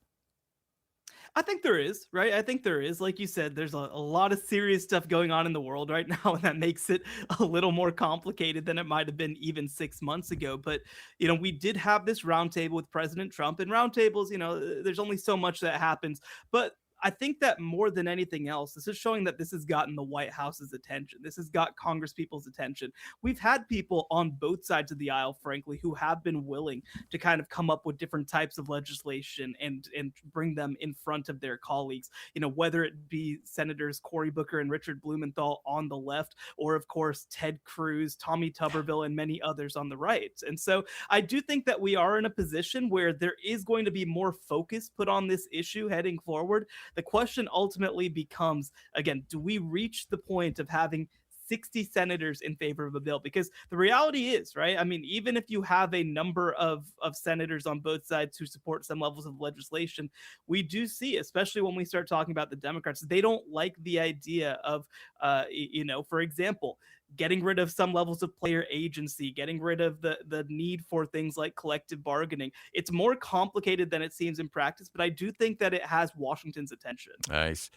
Sheyhan Jeyarajah, kind enough to join us here on 97.5, the KSL Sports Zone. All right, so there's some institutions that will just lean into being the evil empire, if you will, or the villain. With their recent football and basketball hires, is there anybody more than LSU more equipped to take over that role? Yeah, I know the cuddliest coach on campus right now might be Kim Mulkey. I know, right? No, it's a fascinating collection of people. And by the way, Jay Johnson, the baseball coach over there, is very well respected in the profession. But you talk about people who are willing to go big. I mean, these are people who are willing to go big. I think that institutionally it kind of started in some ways with their old athletic director, Scott Woodward, who is known as a big game fisherman. But I think that that's actually kind of empowered some of the other power brokers around campus to similarly want to go big. And, we've heard a lot that the governor over there really liked Lane Kiffin. He really wanted LSU to land Lane Kiffin. And same deal with, of course, Will Wade coming back as well. He's somebody who was very popular before he was ultimately let go for NCAA violations, some of which are no longer violations at this point. And look, I mean, when you look at Will Wade, he's a coach who's managed to win basically everywhere that he's been. He took North Carolina State back to the NCAA tournament in his first season after a disappointing year last year. And now he's going to head to LSU, where they're going to try to find even more unlimited resource to try to build him a winner. So, no, I mean, when you talk about the big villains right now of college athletics, I mean, I think that LSU has to be right at the top. Oh, there's no doubt. And a good friend of mine is now kind of the associate AD, and he was the AD at McNeese State that gave Will Wade a chance to get out of Siberia and get back into coaching. And I'm a huge fan of Heath Schroyer, but he's a wheeler and dealer, man. And I texted him the other day. I'm like, how much fun is this to be a part of what's growing? He's like, I absolutely love it, man. So I think what LSU's got brewing right now, it's like, okay. And I don't know if anything signifies where college athletics is right now than what we've seen out of LSU. No, for sure. And I think that, obviously I've done a lot of writing and reporting about Texas Tech and kind of their understanding that this is a once in a lifetime moment. Well, I think that LSU sort of feels that same way with this opportunity, right? Where there are a lot of programs, frankly, that threw a lot of money and threw a lot of resource in the first couple of years of NIL. I'm thinking of like a Tennessee, for example, who built themselves into a playoff team that way. Well, I think that there are some levels of people, kind of waning in that regard, right? Of donors having put 5-6 years into this and kind of being on the downswing. Well, LSU is on the upswing right now. They are very engaged. Obviously, you have a personality like Lane Kiffin, who's able to come in and make a lot of cases to people. The governor, Jeff Landry, like I mentioned, is also a huge part, I think, of some of those conversations as well. And then you add Will Wade, who's a relentless fundraiser. You add Kim Mulkey, who is the type of coach, I covered her when I was at Baylor, right? She is somebody who is able to go in and really impose her will on a donor base in an athletic department. They are full steam ahead right at this moment. And I know that my colleague Chris Heimer has reported that just in this football roster alone, they potentially are looking at more than $40 million for the 2026 season. It's crazy stuff to look at right now. Wow. And essentially, I think I was reading somewhere where they've got like $200 million in buyouts and, essentially just dead money almost. I mean, it's just remarkable what's going on down there at LSU. If there's a team out there, a football team that based on coaching hires or retention or transfer portal acquisitions that bettered themselves immensely going into spring and fall camp, who would be some of your candidates there? Yeah, it's a really good question. I mean, I'm going to start with one that people in your state might not like to hear, and that's the University of Michigan. I really do like what Kyle Whittingham did over there, obviously bringing over a lot of big-time talent. And I mean, it's funny, right? From a coaching perspective, you're basically getting a Utah All-Star team with Jason Beck coming over as offensive coordinator, and of course, then bringing over that defensive coordinator, Jay Hill from BYU as well. So I think that that's a staff and a program that really has the potential to pop in year one. I think that this roster was already better than I think that people realize because of the way that they've spent the past couple of years. And having a coach like Kyle Whittingham come in, I think that's going to end up being a huge deal. Obviously Texas Tech was a team that popped last season, but I think that they might have actually taken in some ways a step forward this year, especially on the offensive side of the ball. The big question to me, even heading into last season, was their offensive line play. Well, they have a lot coming back, and they managed to once again reload on the defensive side of the ball. I think, and then of course you add, I'd be remiss not to mention Brendan Sorsby, one of the top quarterbacks coming in, and another Big 12 team as well that really made hay in the portal. Obviously, it was a lot of players following their coach, but Eric Morris at Oklahoma State managed to bring in the core of his North Texas team that won 11 games last year. And on top of that, by the way, augmented it with a lot of power conference level offensive and defensive linemen as well. That was sort of the piece where they weren't able to compete with South Florida back last season. Well, that's not going to be the case at Oklahoma State. They really feel like they've built enough. So, look, they won, I believe, 1 game last year. I'm not saying that they're going to win 12 this year, but expect them to be back in the 8 to 9 win range.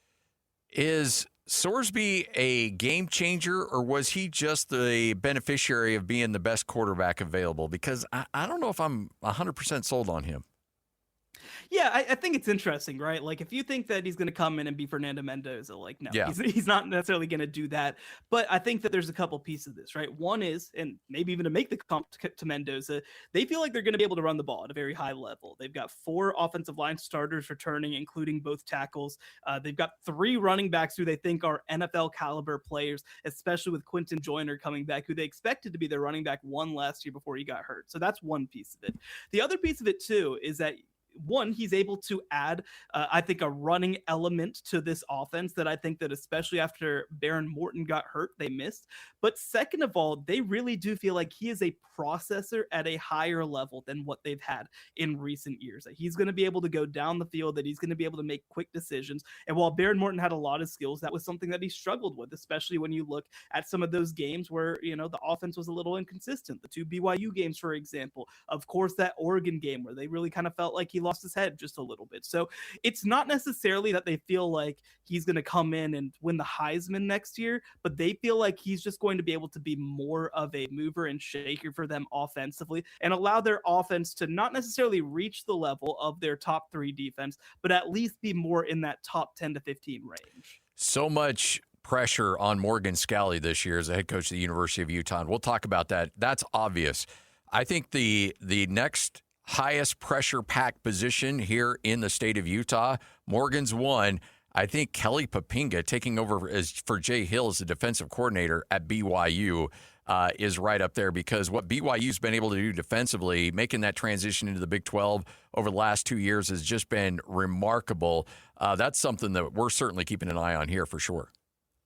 Yeah, I think that's a great call, because, you look at when things change for BYU, it's when they did bring in Jay Hill, right? He was seen, if Kalani Sitake were to leave, right, he was seen by many as a coach who could be elevated to be head coach at BYU because of the success that he's had on defense. And, Kalani Sitake said after Coach Hill left, right, this is our BYU defense. We feel like we have a lot of guys here who understand what we want to do. And I do think there is truth to that. But Jay Hill is a very special play caller. He was somebody who was always able to put his players in the right spot. They've developed and identified at a really high level. And, again, we'll kind of see what of that defensive special sauce was Jay Hill, what of it was BYU and Kalani Sitake. So I think that they've got great administration there. I think that they've got a great system there, but it's going to be a lot to ask for a coach, obviously stepping in as a first-time defensive play caller, who, by the way, is leading a team that expects to not only compete for the Big 12, but potentially win the Big 12 as well.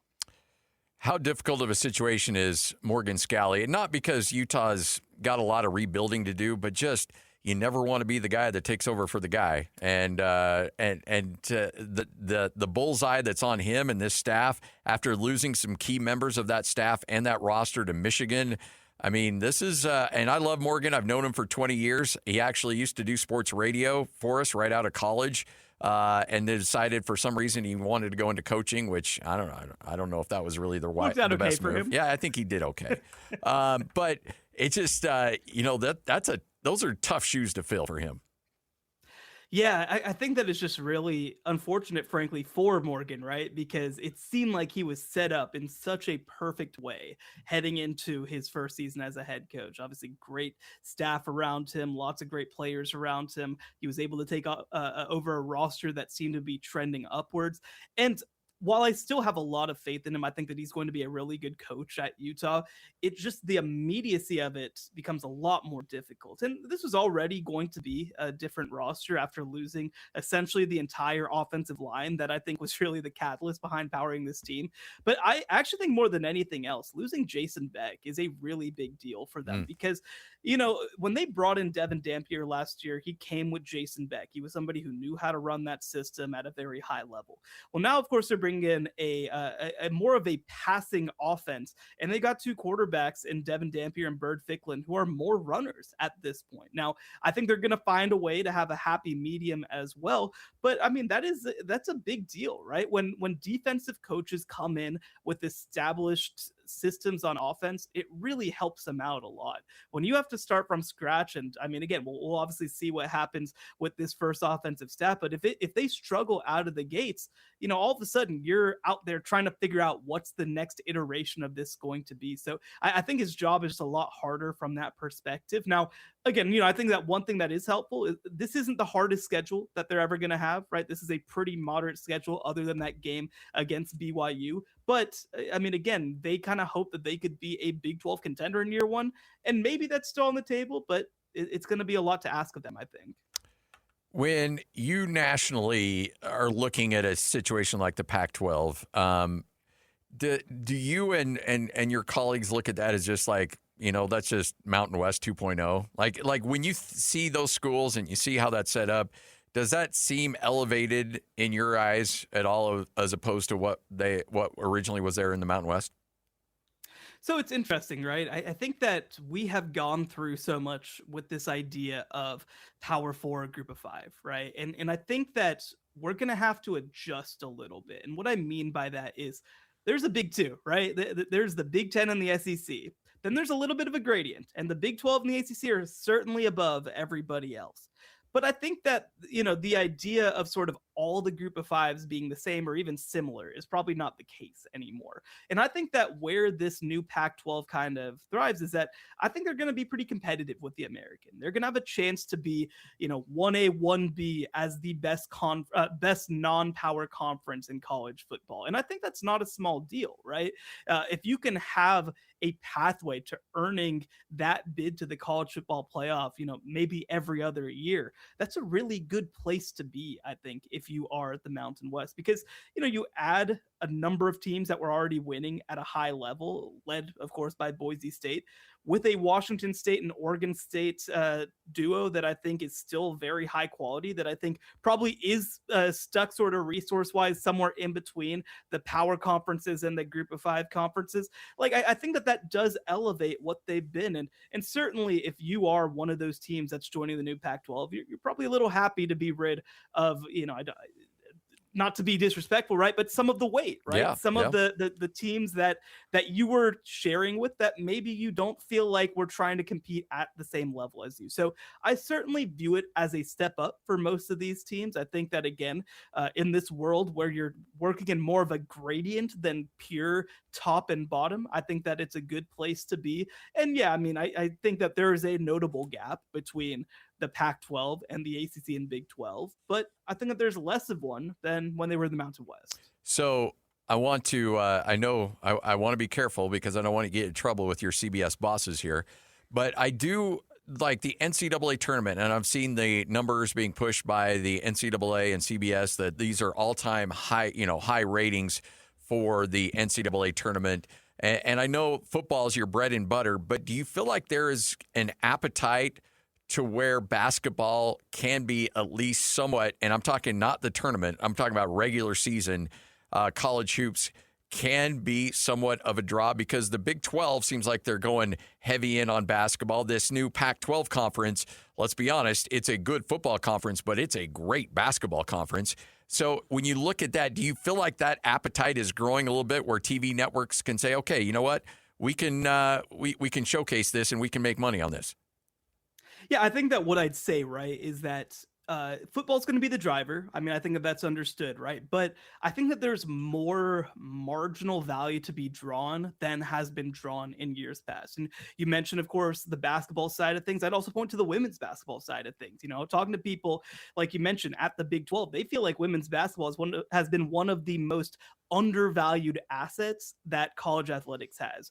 There's great appetite even when you start getting into the volleyball, when you start getting into the softball. And I do think that men's basketball, again, it's really big right now. I mean, you look at the peak of that UConn Duke game, right? I mean, we're pushing 20 million people. That's a big deal for an individual game on that top end. So I do think that it does matter. I do think that it is a driver. Of course, it's going to be secondary to football, but especially, like, again, I go back to what we talked about with like the American versus the Pac-12.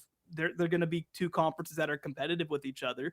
Well, the Pac-12 being a great basketball league, that is something that can provide value, that can potentially help with some of these negotiations, that can help drive brand value. And, I always have this conversation, right? When we talk about money going to different conferences, that's a part of it, but the other part of it is relevance. You want to be considered a major conference from a monetary perspective because you're treated differently by fans, because you're treated differently by investors, by sponsors. And I think that that's one place where this new Pac-12 has the opportunity to jump up is, yes, you come in, by the way, with the Pac-12 branding, which means something to people, but also I think that if you're able to establish a level of relevance in basketball where potentially you're competing to be a multi-bid league year in and year out, that's, I think, where you're really able to make some hay. So now we're living in this digital world where, again, you can check out the show at KSLSports.com on our YouTube page as well. And so there's always a lot of judgment going on to the background of guests in there. And this started during, COVID when everybody was on Zoom. I think, you mentioned the battle cattle field for Utah State. I could probably arrange for you to get a Battle Cattle helmet with that Holstein look and put that in that top shelf right next to that globe there. I think that would be a good look right there.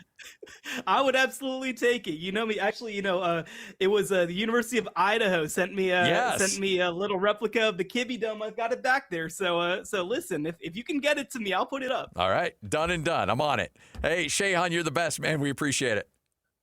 Thank you so much for having me. He is Sheyhan Jeyarajah, CBS Sports, right here on 97.5, the KSL Sports Zone. All right, we'll set the scene, reset the show. Coming up next, this is 97.5, the KSL Sports Zone. I sold my car in Carvana last night. Well, that's cool. No, you don't understand. It went perfectly. Real offer, down to the penny. They're picking it up tomorrow. Nothing went wrong. So, what's the problem? That is the problem. Nothing in my life goes as smoothly. I'm waiting for the catch. Maybe there's no catch. That's exactly what a catch would want me to think. Wow, you need to relax. I need to knock on wood. Do we have wood? Is this table wood? I think it's laminate. Okay, yeah, that's good. That's close enough. Car selling without a catch. Sell your car today on Carvana. Pickup fees may apply. Breaking down the teams you're passionate about. This is Scotty G and Friends on 97.5, the KSL Sports Zone. See, now we're cooking, Lloyd. A little guster coming out of the break. Asking you shall receive. We got to get more guster in the old library there. Hey, anytime you're feeling like I said, I think we can bring some yacht rock. Yacht rock. Yeah, like if you're feeling something, give it to me. I'm going to send you a link to this band I've been listening to lately. And the fact is, when you look at Spotify and you're like, how many people are actually listening? And it's like you and maybe two other people. It's like, yeesh. I think I need to make it a point to bring it back a little bit more 80s too. Yeah, I love 80s. That would be good. I do it, and I feel like that's some of our demo right there. Yeah, that's some of our demo. Let's get some 80s. I love 80s music. Here's the thing: there's this argument back and forth in terms of should you, because look, we get it. A lot of kids these days, they're not necessarily listening to sports on the old school radio way via terrestrial. And so we understand that. Like, people consume differently. We do get a lot of people listening via podcasting. So should we try to up the or should we bring in newer music to try to maybe think, okay, maybe the kids might like a little refresher, or should we lean in to the millennials and the Gen Xers out there with the 80s music? They're sampling our stuff anyways. I know. A lot of them are sampling our stuff anyways. I know. Like, whether it's whatever, Biggie Smalls, like they're sampling, Snoop Dogg. Like Snoop Dogg, obviously, you're seeing him all over the place now. And those younger demo is like really grabbing onto him. And Snoop Dogg's old. Yeah. There was the other day I was driving my kid around and I had a Tupac song pop up on the rotation. And my kid's like, I'm more of a Biggie guy. I was like, oh, geez. East Coast, West Coast. You're 14. You don't know what you're talking about. Knock it off. Oh, that's awesome. Hey, we had a chance to chat with Danny Ainge earlier in the show. We just heard Will Hardy talk about Cody Williams and where he's at. And we asked him about the fact that he's getting all these extra opportunities with where the team's at near the end of the season and how Cody's been able to take advantage of that. I think it's huge. I think, Cody missed like the end of the season last year when he would have had some similar opportunities. He had mono, but Cody has had some great games, as has a lot of our young guys, and it's been fun to watch his development and just how much more comfortable he feels. I think that Will and our coaching staff has done a wonderful, wonderful job with Cody and getting him focus on the things he does good while they're bringing him along with the things he doesn't do as well. And I think Cody has been really fun to watch. There's a lot of conversations about how players can develop during an off season and the time they spend in the gym. Can players also develop skill sets in the course of a regular season? Absolutely. Just because opportunity, and every player is different. Like, you can't put all players in similar categories. Mm-hmm. But I feel like Cody is a very conscientious kid and player, and, he hasn't felt super comfortable, playing with all of our star players yet. But he's getting there, and he was getting there before he's had his recent run too, where he does get a little bit more of a green light. I remember when I was playing in Boston, Scotty, like I used to we used to go to shoot around when Bird wasn't going to play or McHale wasn't going to play. We'd have shoot around. We would divvy up his shots. We'd have shooting contests to just say, okay, I get 5 of McHale's shots, or I get 4 of Bird's shots tonight. And those were fun nights. We don't want that to happen in the playoffs, but sometimes, getting those opportunities and being able to spread your wings a little bit are fun for the players. How do you think he's improved defensively over the last couple of years? I think he's been really good defensively most of this year. And, I've heard my coaches say he's the best defensive player on our team more than a few times. So I think Cody he's still going to get a lot better too. I don't think he's anywhere near where he's going to be.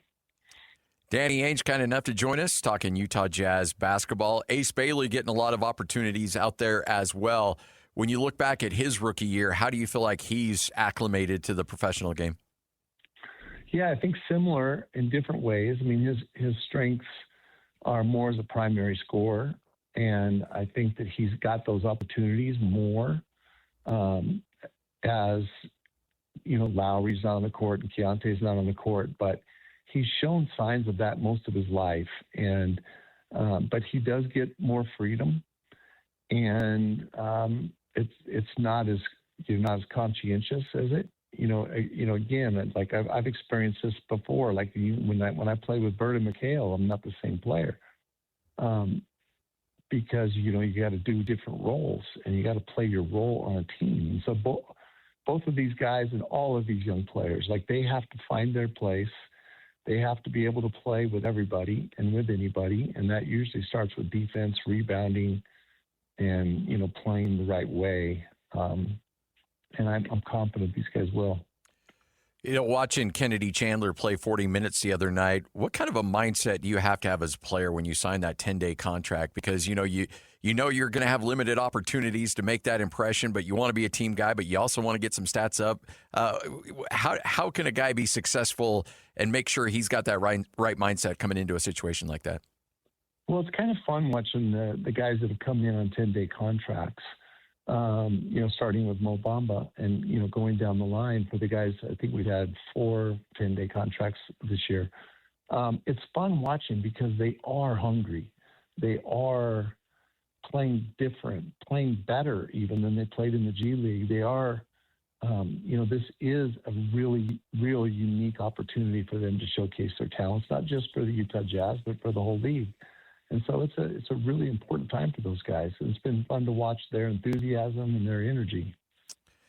So overall, when you've got guys that are coming back from injury and you're trying to get them through it, is it hard to, when a guy's out with an injury, to try to keep him engaged with the team? Or do you just want him focused on, hey, you get better, you stay on track, and then we'll work you back in when that time is right? Because, you don't want to leave a player behind as you go throughout the course of a season, but you also need to have them focused on the right things. Yeah, no, getting our guys healthy. It started with Walker, at the beginning of the season, and, keeping him acclimated, keeping him with the team and being around the guys. And same thing as you go down with Nurk and Lowry and Keontae, all of them, like they're very much engaged with day-to-day team activities and part of the team and working on what they can work on in their rehab and in their development as strength and shooting, et cetera.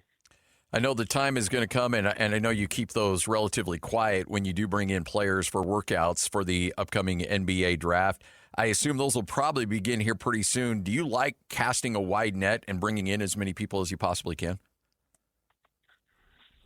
Yeah, I do. I think that every year is unique and every year is different in that regard, and how wide of a net you put out there. But, our focus will be on the top part of the draft.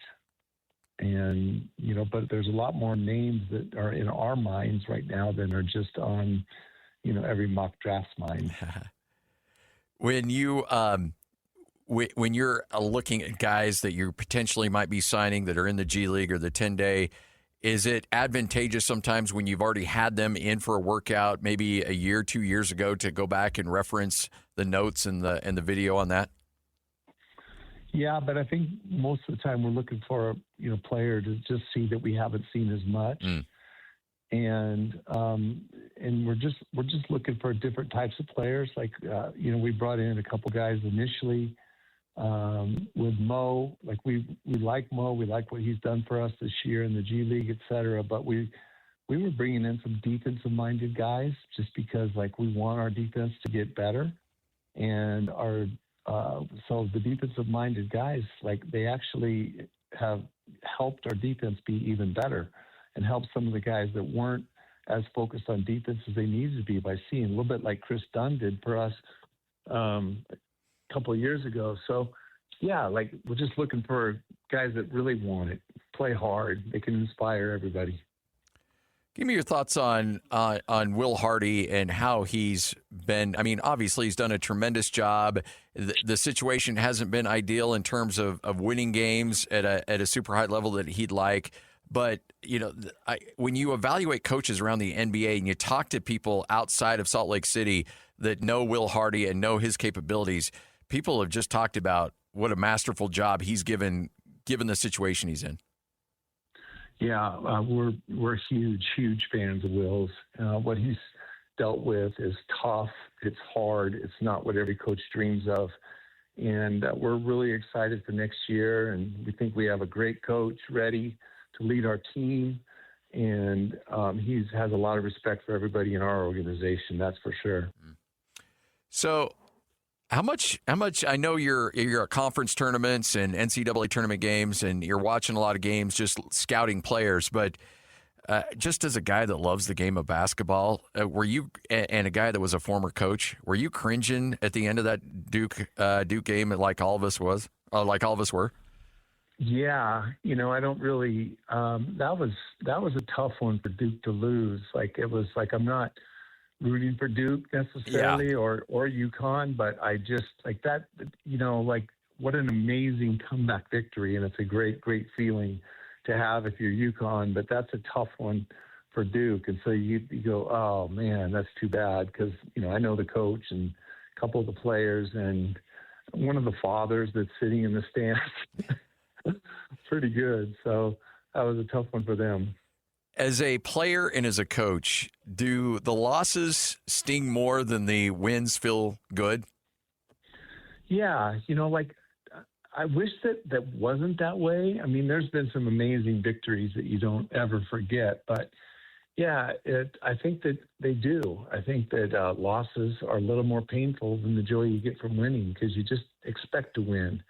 And and that's a big moment. And so anything less is kind of a memory that you don't want to remember, but for whatever reason, they seem to last a little bit longer. When obviously there's always going to be the elite one and dones, and we know who they are that will go to college for a year and then make that transition into the NBA and be just fine. They'll be great players. But have you seen better development from players, or maybe you don't have the sample size yet, you need to wait a couple more years, with guys maybe realizing, okay, I can make more money by going back to college than I can being a second-round pick or an undrafted free agent and really testing my waters in the NBA levels. I can go back and make more money. And are you seeing maybe more skilled players coming into the league because of that as opposed to maybe 3 or 4 years ago? That's a good question, Scotty. I haven't really studied that much. I mean, yeah, there's more money to stay, and I think it feels like second-round picks usually are the people we're talking about. But I think that players that are in the first round are usually coming out, and especially players in the middle to top of the first round are coming out. But sometimes that's the only opportunity. Players don't just necessarily get a lot better in college, and because the game is so different. And, when you're older, you have a big advantage. Just, how much the game has changed. It used to be when you come into college, maybe there's 1 or 2 players that, left your graduating high school class and entered the NBA early over a 4-year period. And then it went to 4, maybe that started as freshmen, and then maybe it went to 8 or 10, and now there's just a lot more. And so I think as you're becoming a senior, and in a lot of cases in the world today, you're fifth-year seniors, and you're almost 24 years old, it's a big advantage. Some of the freshmen right now are playing against guys that are 5 years older. Yeah. And that is a huge, huge advantage, just physically, emotionally. And so, it's not, I think that the physical strength of that age difference and experience helps a little bit. But I think that the young players that come into the NBA, a lot of them do get a lot better and early, as we see. We've just been talking about Cody. He should be a junior right now, and Ace should be a freshman right now. Basically, he's about the same age as most of the freshmen in this. He's younger than a few of the freshmen in the lottery this year. And so those guys just have a lot of good steps ahead of them. I was talking to a coach up at Utah State about this a few weeks ago, and they had mentioned that how difficult it is for guys. And we were talking about Sam Merrill and Neemias Queta, and how they had opportunities in the league and then had to go back down to the G League. And I'm sure, especially with Nemi, there were a lot of opportunities to go to Europe and make good money.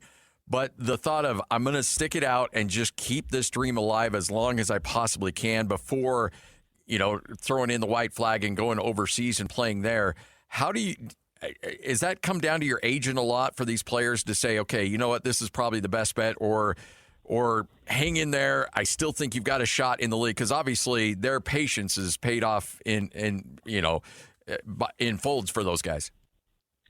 Yeah, so I think it probably has most to do with the players themselves and the risk they're willing to take, because agents will give them options.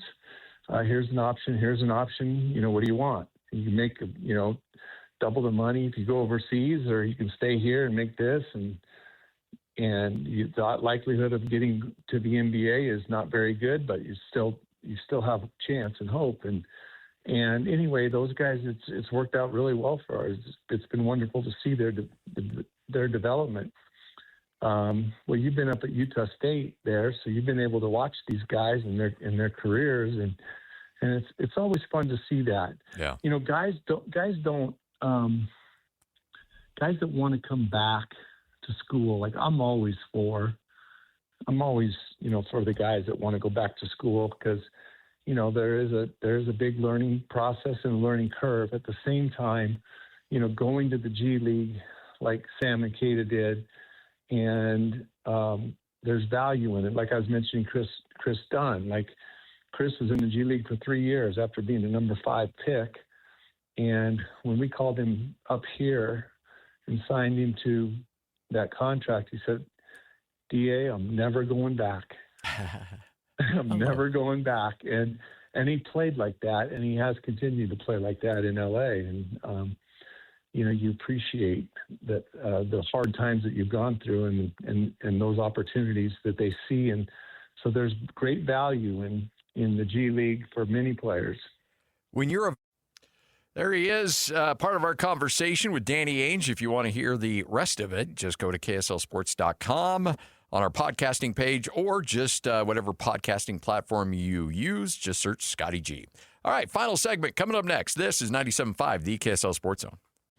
I sold my car in Carvana last night. Well, that's cool. No, you don't understand. It went perfectly. Real offer, down to the penny. They're picking it up tomorrow. Nothing went wrong. So, what's the problem? That is the problem. Nothing in my life goes as smoothly. I'm waiting for the catch. Maybe there's no catch. That's exactly what a catch would want me to think.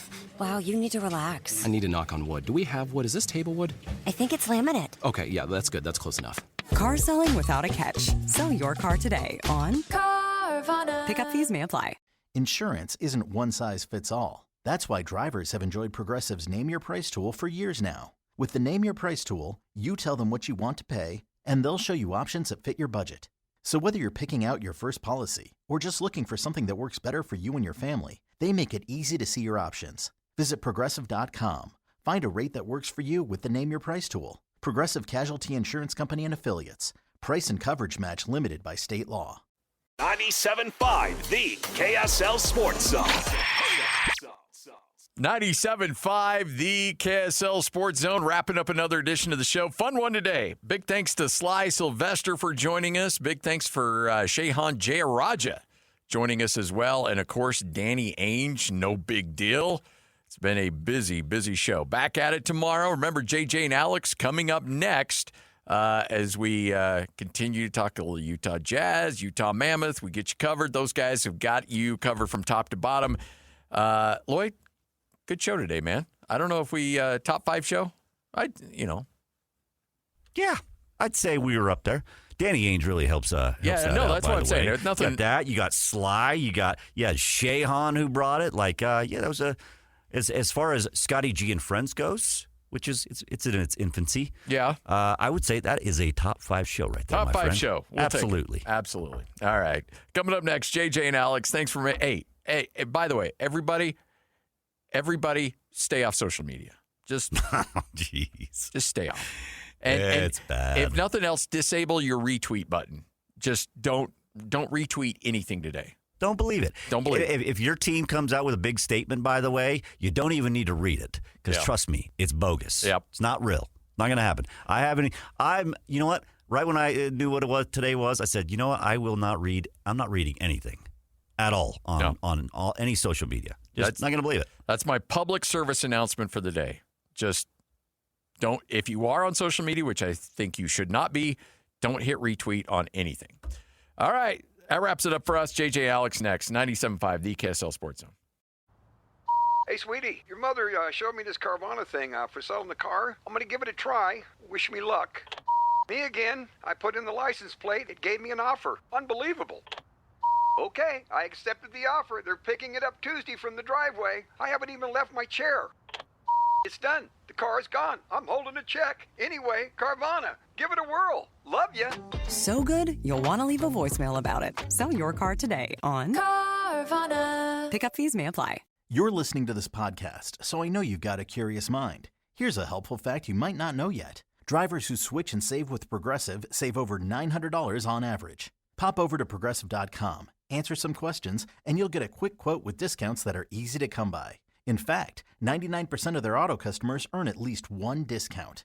Visit Progressive.com and see if you can enjoy a little cash back. Progressive Casualty Insurance Company and Affiliates. National average 12-month savings of $946 by new customers surveyed who saved with Progressive between June 2024 and May 2025. Potential savings will vary.